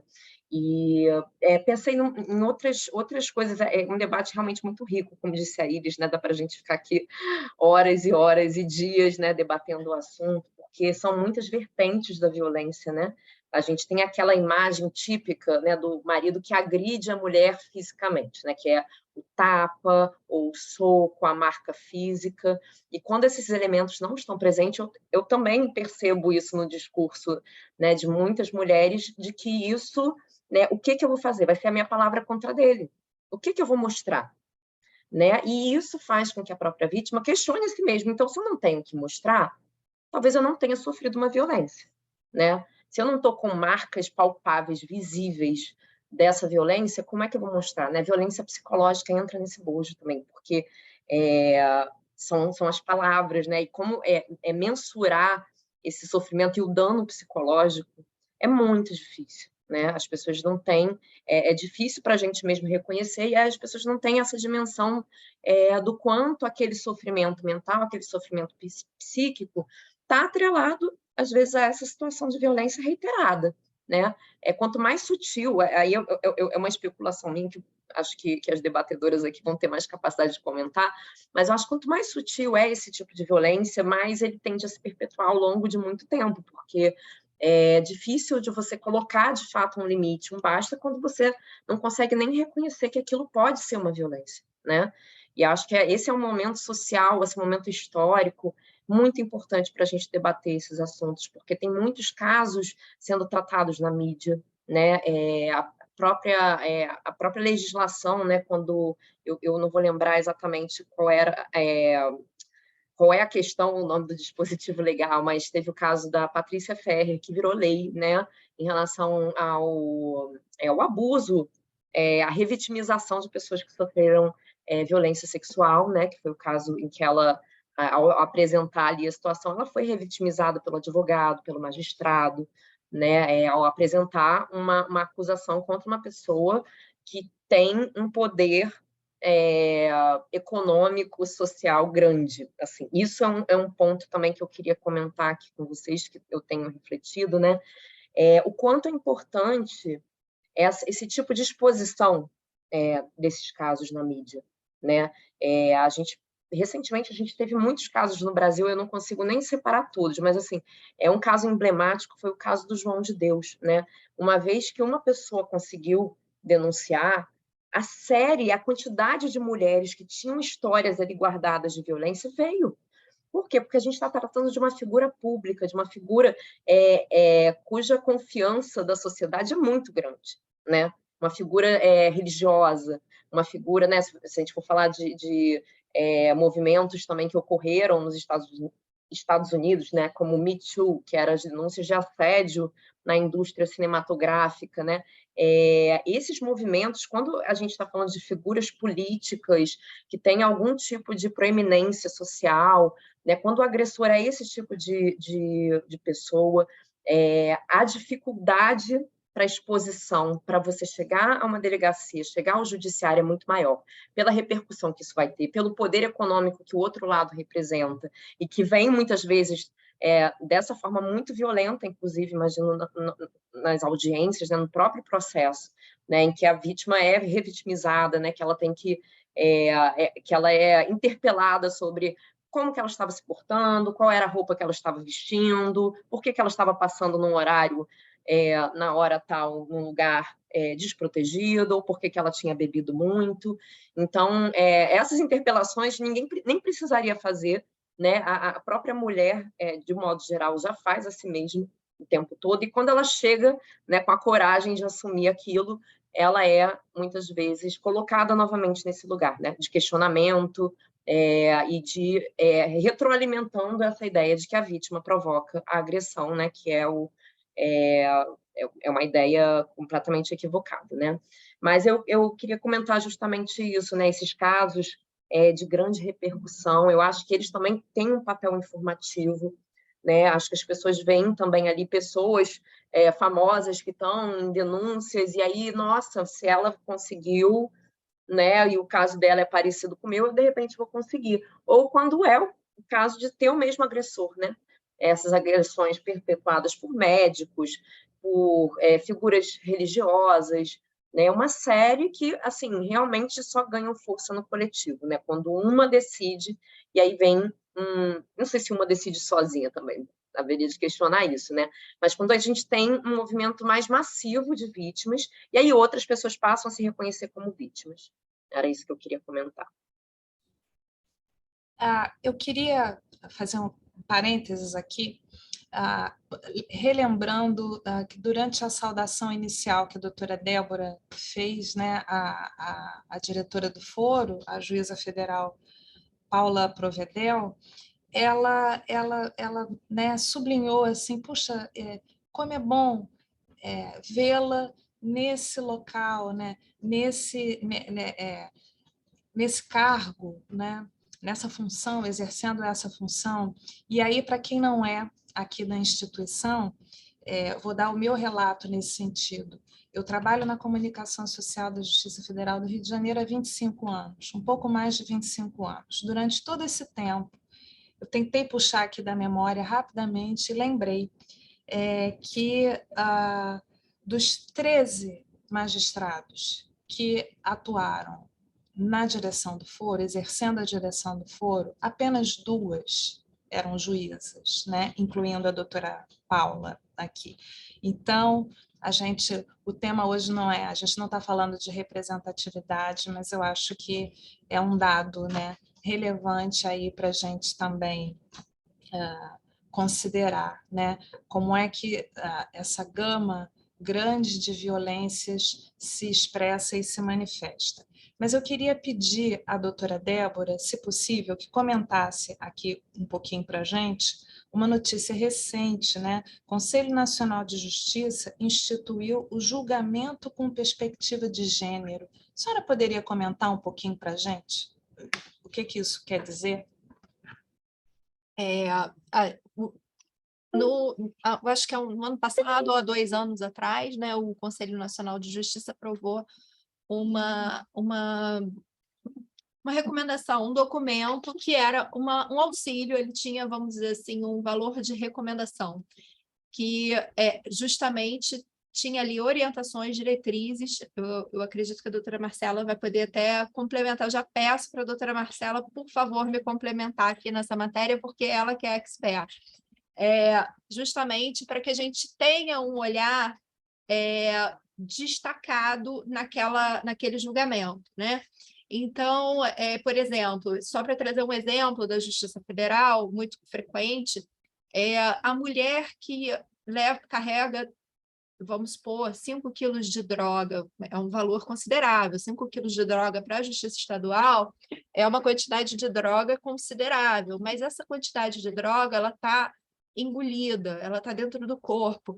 Essa mulher que está utilizando o corpo como um armazém de droga, fragilizada diante da possibilidade do crime, muitas vezes ela própria também está sendo vítima de um tráfico que muitas vezes não é identificado, um tráfico humano que não foi identificado. Esta mulher, por acaso, ela integra uma organização criminosa ou ela é usada pela organização criminosa? Então, essa é a perspectiva, por exemplo, que consta ali daquele documento e outras tantas questões no âmbito da Justiça Estadual. Então, não é só a mulher como vítima, mas a mulher como acusada também. Ela praticou um crime, né? Mas o olhar que a gente tem que ter para entender exatamente a dimensão, né, da culpa dela ali naquele fato, naquele crime. E essa recomendação, que era uma recomendação, uma produção, uma contribuição de diversos colegas de todos os ramos da justiça, se tornou obrigatório. Então, foi isso que o CNJ decidiu, acho que há 2 semanas atrás, que foi tornar obrigatória a observância desse documento. Mas eu já ia devolver a bola para a doutora Marcela, porque com certeza ela vai ter muito mais a acrescentar. Não, a Débora já fez um panorama excepcional. O protocolo de julgamento com perspectiva de gênero, ele é um documento que foi, né, fruto de um grupo de trabalho do CNJ, mas nós temos várias referências no nosso sistema latino-americano de direitos humanos, de protocolos que tratam da atuação com esse olhar de gênero e no enfrentamento de violências que são violências contra mulheres. Então, nós temos, por exemplo, diretrizes no enfrentamento do feminicídio, nós temos uma série de protocolos. E a ideia, assim, como a Débora bem sintetizou, é de você ter um olhar de gênero sobre demandas que muitas vezes, numa perspectiva que é uma perspectiva androcêntrica, o gênero não seria relevante. Então, na Justiça Federal, né, isso começou assim, muito, muito fortemente, até pela atuação da AJUF Mulheres, nas discussões sobre a implementação desse olhar de gênero em diretrizes previdenciárias. Às vezes você está ali, né, analisando um processo e você vai pensar assim, mas essa mulher não está na lavoura, mas ela estava ali, né, com toda uma atividade, que é uma atividade própria da divisão sexual do trabalho, dentro de casa, cuidando da casa, para que aquele marido estivesse fora. Então, a ideia é que a gente, como Poder Judiciário, se equipe para compreender como essas dinâmicas de gênero afetam essas divisões de trabalho, afeta a remuneração, afeta, por exemplo, o burnout, né? Como é que isso pode ser incorporado dentro da justiça do trabalho, na análise de demandas, como numa perspectiva até mesmo, né, de direito de família, como é que você vai entender o atravessamento dessas questões de gênero, não só de gênero, como também de raça, dentro dessas demandas judiciais, na execução penal, na análise de processos criminais, enfim, né? A gente tem ali uma série de questões que a gente pode compreender sobre uma lente de gênero, entendendo que, partindo da premissa que o direito, como a gente estudou, ele é majoritariamente androcêntrico, ele é um direito criado por homens, cuja doutrina é feita por homens, os professores são homens, então esse olhar de pseudo-neutralidade que a gente tem, na verdade, é um olhar numa perspectiva masculina. Eu queria aproveitar já esse momentinho aqui para trazer dois pontos que eu vi aqui nas questões, né, apresentadas pelo Rodrigo e pela Amparo. Eu vou começar aqui pela Amparo. Amparo, existem alguns estudos que foram realizados sobre grupos reflexivos aplicados a homens autores de violência, né, e tem mostrado um sucesso a realização dessa dinâmica. Mas é claro, né, existe assim, uma série de fatores que devem ser analisados no encaminhamento, inclusive a própria adesão daquele homem ao grupo reflexivo. Eu já fiz alguns treinamentos aqui no Tribunal do Maranhão e existem algumas situações em que a recomendação pelo próprio perfil daquele homem não é de que ele integre aquele grupo reflexivo. Então, você tem ali várias etapas que são de abordagem. Por exemplo, grupos, autores de violência sexual, a sugestão seria que eles tivessem um grupo próprio, que não estivesse na discussão de um grupo, vamos dizer assim, dessa violência, que é uma violência que inunda o judiciário de uma forma mais cotidiana, que é a violência física, como a Aniele citou, a violência psicológica. Então, existem ali alguns fatores, mas ele é recebido com bastante entusiasmo. Existe uma recomendação do CNJ para implantação desses núcleos, né, dentro dos tribunais, instituição desses grupos reflexivos no âmbito da violência doméstica, de uma forma assim, criar realmente mais um aparato que nos permita refletir sobre essas condutas, porque o Poder Judiciário ele não resolve o litígio, né? Ele vai impor uma pena, mas se você não tiver ali uma atenção para o que aconteceu com aquela mulher, o que aconteceu com aquele homem, o que vai acontecer com eles também depois daquela sentença, aí a perspectiva de mudança é quase zero. Em relação à pergunta do Rodrigo, né, sobre se a gente tinha uma cifra oculta e agora, né, com esse avanço do enfrentamento, essa cifra oculta vem aparecendo. Rodrigo, eu acho que é um conjunto. Eu acho que, claro, né, essa conscientização sobre o instrumental da Maria da Penha permitiu que as mulheres buscassem mais delegacias, requisitassem medidas protetivas, principalmente delegacia, que, na verdade, o primeiro ponto de referência dessas mulheres é a delegacia especializada, né, muito mais especializada até do que o plantão judicial. Mas eu acho, assim, pelo histórico de violência que a gente vem acompanhando, que, infelizmente, a gente vem, de fato, lidando com números cada vez maiores. O Brasil, por exemplo, ele está no índice de violência que supera o índice global. O índice global está na faixa dos 27%, o Brasil está em 33% quando a gente fala de violências sofridas por mulheres ao longo da vida. geralmente mulheres que estão ali numa faixa de 16 a 44 anos, né? Normalmente é esse recorte que fazem. Mas, ou seja, a gente já tem um volume maior de violência. Em relação aos feminicídios, a gente atingiu um recorde. Ano passado, por exemplo, a gente tinha...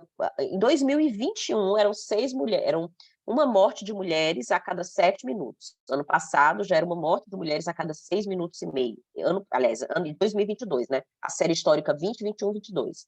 Em 22, já era uma mulher morta a cada 6 minutos. Então, quando a gente fala, por exemplo, de feminicídio, a gente não está falando nem de subnotificação, embora ele exista. A gente está falando de uma notificação de um crime que vai acontecer, porque a autoridade policial vai ser chamada, independentemente ali, né, da informação ou não da mulher, e ele vai atender aquela ocorrência. A gente tem uma subnotificação em relação a tentativas de feminicídio, porque ainda existe uma certa dificuldade do sistema de saúde de entender o que seria essa notificação compulsória de violência, que é uma obrigação deles fazerem.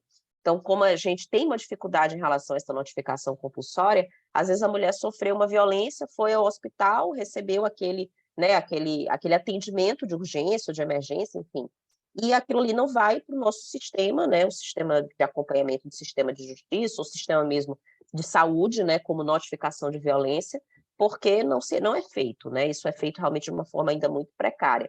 Mas eu, infelizmente, acho que o Brasil tem enfrentado uma onda cada vez maior de violência. Ela se combina com o fato das mulheres terem mais consciência, a sociedade ter mais consciência, sim, né, assim, as pessoas vão procurar mais. Mas, ainda assim, a gente tem sofrido muito com isso, que nos mostra, né, infelizmente, os últimos fatos demonstram isso, né, a violência operada na escola, várias escolas, né, na verdade, no Brasil, nessas últimas semanas, sofreram com episódios de violência, que foram até inicialmente endereçados à mulher. Não é uma violência doméstica, mas é uma violência de gênero, mostra que a gente precisa ter uma atenção especial e precisa trabalhar esses aspectos culturais também, né? A forma como a gente comunica qual é o papel da mulher na sociedade, em redes sociais, por exemplo, é uma preocupação que eu acho que a gente precisa adotar para os próximos anos, né? Que tipo de curso se vende, que tipo de imagem se vende, esses movimentos como o Red Pill, né, que tem aparecido, como é que a gente está, né, construindo ou enfrentando a misoginia na internet, como é que a gente constrói essa imagem, né, de igualdade de gênero, enfrentamento à violência, nesses campos que são campos ainda nebulosos. Eu espero ter respondido a pergunta dos dois. Muito obrigada, doutora. Alguma das debatedoras gostaria de complementar? Difícil, né? Vamos fazer o seguinte, vou dar uma sugestão aqui, até por conta do avançado da hora. Eu acho que tem alguns comentários que talvez possam ser lidos rapidamente, Patrícia. Aí, depois desses comentários, a gente pede que cada expositora faça assim, uma rápida consideração, né, final, e aí nós encerramos o evento. É muito assunto, né, gente? E ficaríamos aqui por muito tempo, mas, né, considerando essa limitação, a gente, enfim, faz depois um outro webinário nesse sentido. Eu vou ler uns comentários que a doutora Marcela não leu, porque ela já pegou as questões. Ótimo, objetiva. A gente estuda, sabe, para chegar no evento. Mas, ouvindo vocês, eu me sinto assim, não sabendo nada, estou começando do zero, quero aprender muito. Os comentários começam com um elogio para a Aniele, da Sheila Brum. Ela fala, excelentes ponderações, Aniele. Muito importante lembrar que o gênero não está diretamente associado ao sexo biológico e a violência que o preconceito irá acarretar. Muito bom ter sinalizado a violência que perpassa a história de nós mulheres e que é estrutural. Parabéns por sua fala, parabéns a todas. E ela disse que precisou sair, então ela deixou um abraço para vocês. A Marisa Chaves, do Movimento de Mulheres em São Gonçalo, falou da importância de distinguir sexo de gênero e está com a gente na live, né, nesse momento. A Cláudia Motti falou que é importante falar sobre qualquer tipo de violência, seja ela qual for, pois muitas vezes a vítima se coloca como culpada e não procura ajuda. Quanto mais se falar e esclarecer sobre o assunto, mais pessoas terão acesso aos canais de atendimento e ajuda. Muito boas falas, é verdade. A gente pode, então, caminhando para o encerramento, deixar que vocês falem aqui as considerações finais para registrar. Quem quer começar, Aniele? Eu Doutora posso? Débora. Pode. Só tenho a agradecer aqui pelo convite. Foi uma tarde muito profícua aí ouvir a colega Marcela, a Suzana, a Aniele, né, um tema tão interessante. Então, só gostaria de renovar meu agradecimento a todos e pela paciência também, a todos. Muito obrigada. Obrigada, doutora. Patrícia, já que você mencionou meu nome, eu vou fazer minhas as palavras da doutora Débora. Eu acho que foi um evento assim, muito importante, muito enriquecedor, acho que tanto para quem está assistindo ao webinário, quanto para a gente que está aqui. Eu aprendi muita coisa, me trouxe outras reflexões, porque esse caminho do enfrentamento da violência de gênero, ele é muito complexo, ele é multifatorial, ele envolve realmente pensamento que atravessa o judiciário, a saúde, as políticas públicas, as instituições, é muito diverso, e é muito bom quando a gente pode compor uma mesa com pessoas que representem essa diversidade, né? Então, isso foi de um aprendizado muito grande. Parabenizo a doutora Débora aí pelo protagonismo também aqui na sessão judiciária, né, em debater as questões de gênero. Doutora Marcela, pelo trabalho no TJ do Maranhão. Assim, imagino que a sua experiência seja muito grande, né, nessa lida com os casos. Então, nossa, fiquei realmente assim, muitas informações relevantes. E Suzana ali na linha de frente, né, do movimento das mulheres, nesse trabalho de rede de apoio, né? E aí, para finalizar, vou falar mais uma vez o que já foi dito, mas para que fique realmente como mensagem: a violência de gênero ela é enfrentada em rede, né? A gente precisa sair de uma perspectiva individualizante, de que a pessoa vai conseguir sozinha por ter coragem ou não, né? As pessoas conseguem sair de situações de violência quando elas têm rede, e a rede é rede familiar, amigo, institucional, rede de abrigos, de casas abrigadas, de profissionais de saúde que entendam da temática e saibam notificar ou orientar aquela mulher em relação ao que ela precisa fazer, a rede do judiciário, a rede, enfim, é uma rede muito ampla, né? Uma rede que convoca todos nós como sociedade. Então, se por acaso aqui nessa audiência ou alguém que veja essa gravação posteriormente estiver na dúvida se está ou não passando uma situação de violência, conversa com alguém que possa oferecer uma ajuda especializada. Às vezes as pessoas têm a ideia de que o primeiro passo para romper a violência é buscar a medida protetiva. A medida protetiva eu considero que é muito importante, mas muitas vezes o primeiro passo é justamente ter um diálogo, ter uma ponte com o mundo, com pessoas que possam apoiar, para que a própria vítima consiga reconhecer aquela violência e se sentir apoiada nesse processo, que é muito duro, né? Que vai envolver uma série de outras questões. Então, é isso, gostaria de deixar essa mensagem, e digo especialmente porque todas nós podemos ser vítimas mesmo. Então, a gente quebrar um pouco essa ideia de que a gente está aqui num lugar privilegiado, especialista falando, mas a gente também é atravessada por essa realidade, né? E aqui ninguém é acima de ninguém, né? Todas nós somos mulheres, todas nós temos as nossas vulnerabilidades, ainda que em muitos momentos a gente precise manter, né, ali a postura do poder e tal, a gente pode passar por situações de fragilidade e tá tudo bem, né? Tá tudo bem se a gente for atrás de uma ajuda, se a gente puder falar sobre isso, se a gente puder contar umas com as outras. Eu acho que esse é o caminho para a gente avançar, né? A pandemia, acabei falando mais, mas eu pensei agora no que a doutora Marcela falou também, né, em relação ao aumento da violência, né, se é por conta dos instrumentos, né, de notificação ou não. Eu só acrescentaria, né, assim, esse último, sei lá, o recorte da última pesquisa, né, dos visíveis e invisíveis, os efeitos da pandemia na violência de gênero, né? O confinamento no âmbito doméstico, quanto isso gerou violência, né? O quanto foi mais difícil para as mulheres saírem de casa e fazer notificações no momento ali de muito medo, e um desmonte de políticas públicas, que também já foi falado pela doutora Marcela.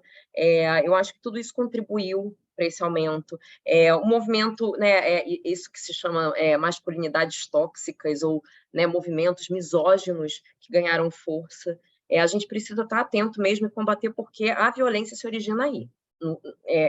No simbólico, no imaginário, nas representações que a gente formula sobre o que é ser uma mulher, como a gente se apresenta nas redes e como a gente se coloca no mundo, né? Então, isso também ajuda no enfrentamento. Acho que não apoiar esse tipo de movimento, trazer informações de qualidade, combater a misoginia, é um passo importante para a gente avançar. Eu queria agradecer novamente o convite. Para mim foi assim um momento de extremo aprendizado. Queria agradecer às pessoas, né, que estão nos escutando com paciência até esse horário. E eu queria só concluir, né, com base nisso que a Aniele falou. Eu me lembrei de uma frase que é a da Audre Lorde, sobre o silêncio, né, falando que o silêncio no patriarcado é cumplicidade. Sempre que a gente fica em silêncio, sabendo que existe uma mulher passando por uma situação de violência, sempre que a gente fica em silêncio quando alguém faz um comentário machista ou faz um comentário que é um comentário racista, a gente está aderindo de alguma forma àquele pensamento. A gente está permitindo que esse pensamento, essas atitudes, elas criem raízes e elas floresçam. Então, é um compromisso nosso, realmente, né? Ser feminista no sentido de reconhecer esses direitos das mulheres, de reconhecer esses movimentos sociais como movimentos relevantes, de reconhecer a importância de que nós tenhamos igualdade de gênero, porque a raiz do movimento feminista é essa, né? Da gente estar no espaço. Hoje nós somos todas mulheres, mas isso daqui, na verdade, é exceção, né? Na maioria dos espaços, os homens é que têm a prioridade de fala, os homens é que têm prioridade de representação. Então, é o nosso compromisso também chegar no momento em que as mulheres, de fato, estejam ali 50-50, né? Que os homens consigam dividir esses espaços adequadamente conosco. Então, o que eu quero, assim, deixar realmente como mensagem final é de que não fiquem em silêncio. As mulheres que estejam sofrendo violência, procurem as redes de apoio, né? Se sintam acolhidas por esses espaços, busquem, né, ocupar esses espaços também para que vocês se sintam ali fortalecidas para sair dessas relações abusivas. E aquelas pessoas, né, que estão ali com amizades, vivenciando, assistindo na internet, ou mesmo dentro dos nossos espaços de trabalho, onde o assédio ainda é uma realidade tão frequente, não deixe de se posicionar. Às vezes as mulheres também precisam desse apoio de outras mulheres, de outros homens, para que elas possam ali sair de relações que são relações abusivas, mesmo dentro dos nossos espaços institucionais. Então, de novo, muito obrigada, assim, foi um prazer. A gente poderia falar aqui, acho que semanas, né? Não esgotaria o assunto, mas para mim foi muito enriquecedor. Obrigada, doutora Marcela. Suzana? Bom, gente, eu quero agradecer, né, o convite. Foi um finalzinho de tarde, um início de noite proveitoso, né? Ouvir as falas, né? As falas femininas, né? Que tanto são articuladas e que são tão empoderadas dentro da visão, né? O que a violência doméstica, o que a violência contra a mulher pode acarretar, né? Nós passamos por todas as temáticas envolvendo a violência, né? A discussão de gênero, falando sobre as mulheres negras, as mulheres trans, as crianças, as meninas, o assédio, né? O abuso sexual, os comportamentos, os agravos, né, mentais e de comportamentos que todas essas mulheres passam, o nosso trabalho dentro do movimento de mulheres, que é um movimento da sociedade civil, é uma instituição que dá apoio a essas mulheres que se encontram tão fragilizadas, né, e num momento de difícil escolha de denunciar aquela pessoa que está infringindo o seu corpo, né? Está utilizando o seu corpo como uma forma de obtenção de prazer, ou de subjugar, ou de objeto, né? Então, eu quero agradecer a todos vocês, eu quero agradecer a parceria com o Tribunal de Justiça, quero agradecer a diretoria do Movimento de Mulheres, em especial a minha gestora de projetos, Marisa Chaves, que me confiou estar aí presente com vocês hoje. E eu quero agradecer a todos vocês e visitem nosso site, tá? Do Movimento de Mulheres, visitem nosso Instagram, sejam parceiros, vejam as nossas publicações no nosso Facebook, estamos em todas as redes sociais divulgando o nosso trabalho, e eu agradeço muito a parceria, e que a parceria com o Tribunal de Justiça perdure por muito tempo, porque é formando essa redezinha, né, que a gente fala, né, a rede, né? O que é uma rede, né? São pontos focais que cada um faz o seu trabalho, mas que, quando a gente começa a conversar, a gente tem a vivência de uma mesma situação e cada um trabalha de uma forma para que isso possa ser amenizado. Eu até brinco muito lá no meu trabalho que, às vezes, eu não gostaria que o NAC existisse, porque o NAC é um espaço que a gente vai atender uma criança que já foi violada em alguma situação de violência. Eu gostaria que as crianças tivessem um espaço para brincar, tivessem um espaço de ter uma escola, de ter carinho e não ser vítima de violência. Então, assim, eu acho que o fundamental é o respeito, a gente entender que cada um é um ser humano com gostos, desejos, né? E a criança também é um ser humano em desenvolvimento. Mas, como a gente está lá, então a gente vai à luta, a gente trabalha com afinco, a gente trabalha com empoderamento, a gente trabalha com acolhida, e a gente vê, é muito bom a gente ver as pessoas que vão ser atendidas ou no Movimento de Mulher, em qualquer outro projeto, florescer. Né? Às vezes a mulher está tão embotada, está tão triste, tudo, e com o tempo elas vão florescer e ao contrário, viram agentes educadores e empoderadas para conversar com outras mulheres. Né? Nós temos muitas mulheres dentro do próprio movimento de mulheres que já sofreram situações de violência em suas histórias, conseguiram sair desse ciclo de violência e auxiliam outras mulheres para que elas possam florescer. Né? Então, um grande abraço a todas. Muito obrigada, Iris, pela sua acolhida, né? E a todas, a Aniele, a doutora Débora, a doutora Marcela. Então, um abraço a todas e muito obrigada e boa noite. O Movimento de Mulheres agradece muito o espaço que foi dado para ele. Obrigada, boa noite. Muito obrigada, Suzana. Eu quero registrar aqui a presença de muitos colegas, servidores, servidoras, juízes, juízas, inclusive do Espírito Santo. Estou vendo o nome aqui da doutora Cristiane Conde, ao público externo que também está acompanhando aqui. Eu agradeço muito a presença de vocês. Quero dizer que a doutora Marcela compartilhou aqui um link, né, pesquisa sobre grupos reflexivos, que não está acessível para todos que estão aqui acompanhando o evento, mas nós vamos divulgar em breve no nosso portal e na nossa intranet matérias sobre esse evento que está sendo gravado. A gente vai disponibilizar o link também, depois, se alguém quiser rever ou divulgar entre aqueles que não puderam estar hoje aqui conosco, e aí a gente vai incluir esse link, tá, doutora Marcela? Nós vamos divulgá-lo. Gostaria também de dizer que são muitas as questões, né, que a gente poderia continuar aqui discutindo, mas hoje, com esse webinário, foi possível acompanhar abordagens diversificadas, muito enriquecedoras, né, abordagens sociais, jurídicas, psicológicas e acadêmicas muito qualificadas para o enfrentamento multidisciplinar necessário diante desse desafio tão urgente que é o de combater as violências contra as mulheres. Foi muito enriquecedor mesmo participar desse evento. Sigamos com coragem, com comprometimento e com esperança.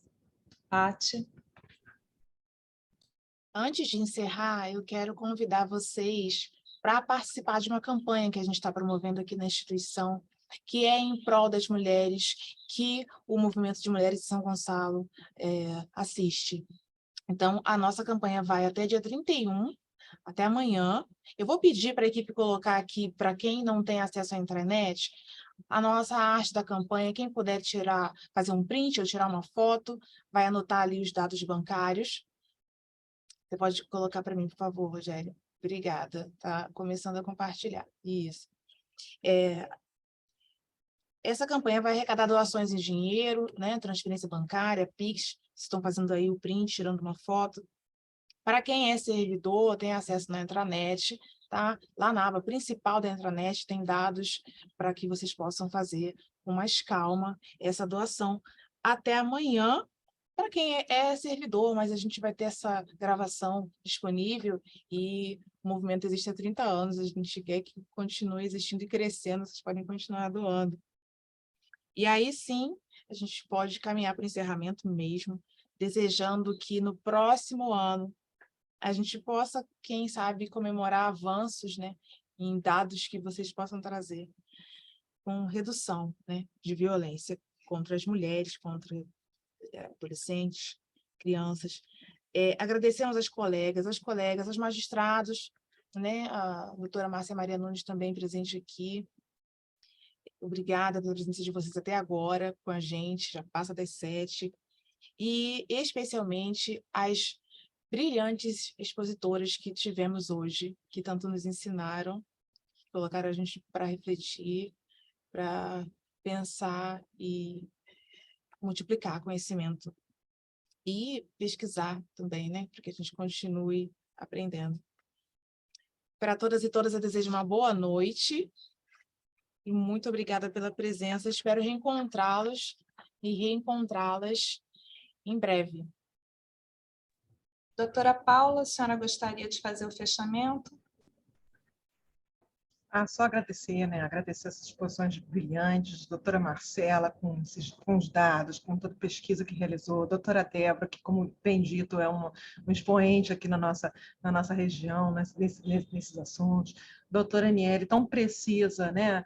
E que trabalho lindíssimo, doutora Suzana, muito, olha, parabéns, assim, a gente precisa realmente desse tipo de voz, né? Não só das instituições, mas a gente precisa que a sociedade se levante, né? Até quando a gente vai ter depoimentos de mulheres envergonhadas que não fazem denúncias porque acham que, como foi dito, né, o relacionamento vai ser exposto. Recentemente teve o caso que me tocou muito daquela pessoa agredida por um juiz e que na fala dela ela colocou exatamente isso, né? Dizia que mas o que as minhas amigas vão dizer se souber das imperfeições do meu relacionamento?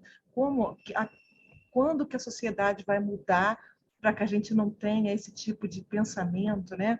A gente precisa desse empoderamento, a gente precisa... Então, assim, são esses movimentos, não só institucionais, mas também da sociedade, né? Nessa campanha belíssima em São Gonçalo, que é um município onde eu fui juíza, eu conheço a carência da população, eu conheço como é uma população enorme, mais de 1 milhão de habitantes, e uma população muito carente. Então, que beleza. Fico muito feliz a São Gisela ter adotado, ter escolhido esse projeto, que assim, peço o apoio de todos, e só agradeço a todas as queridas e palestrantes, que foi uma tarde muito, muito profícua mesmo. Muito obrigada. Obrigada, meninas da ACOS, para a ideia do evento, foi muito adequada.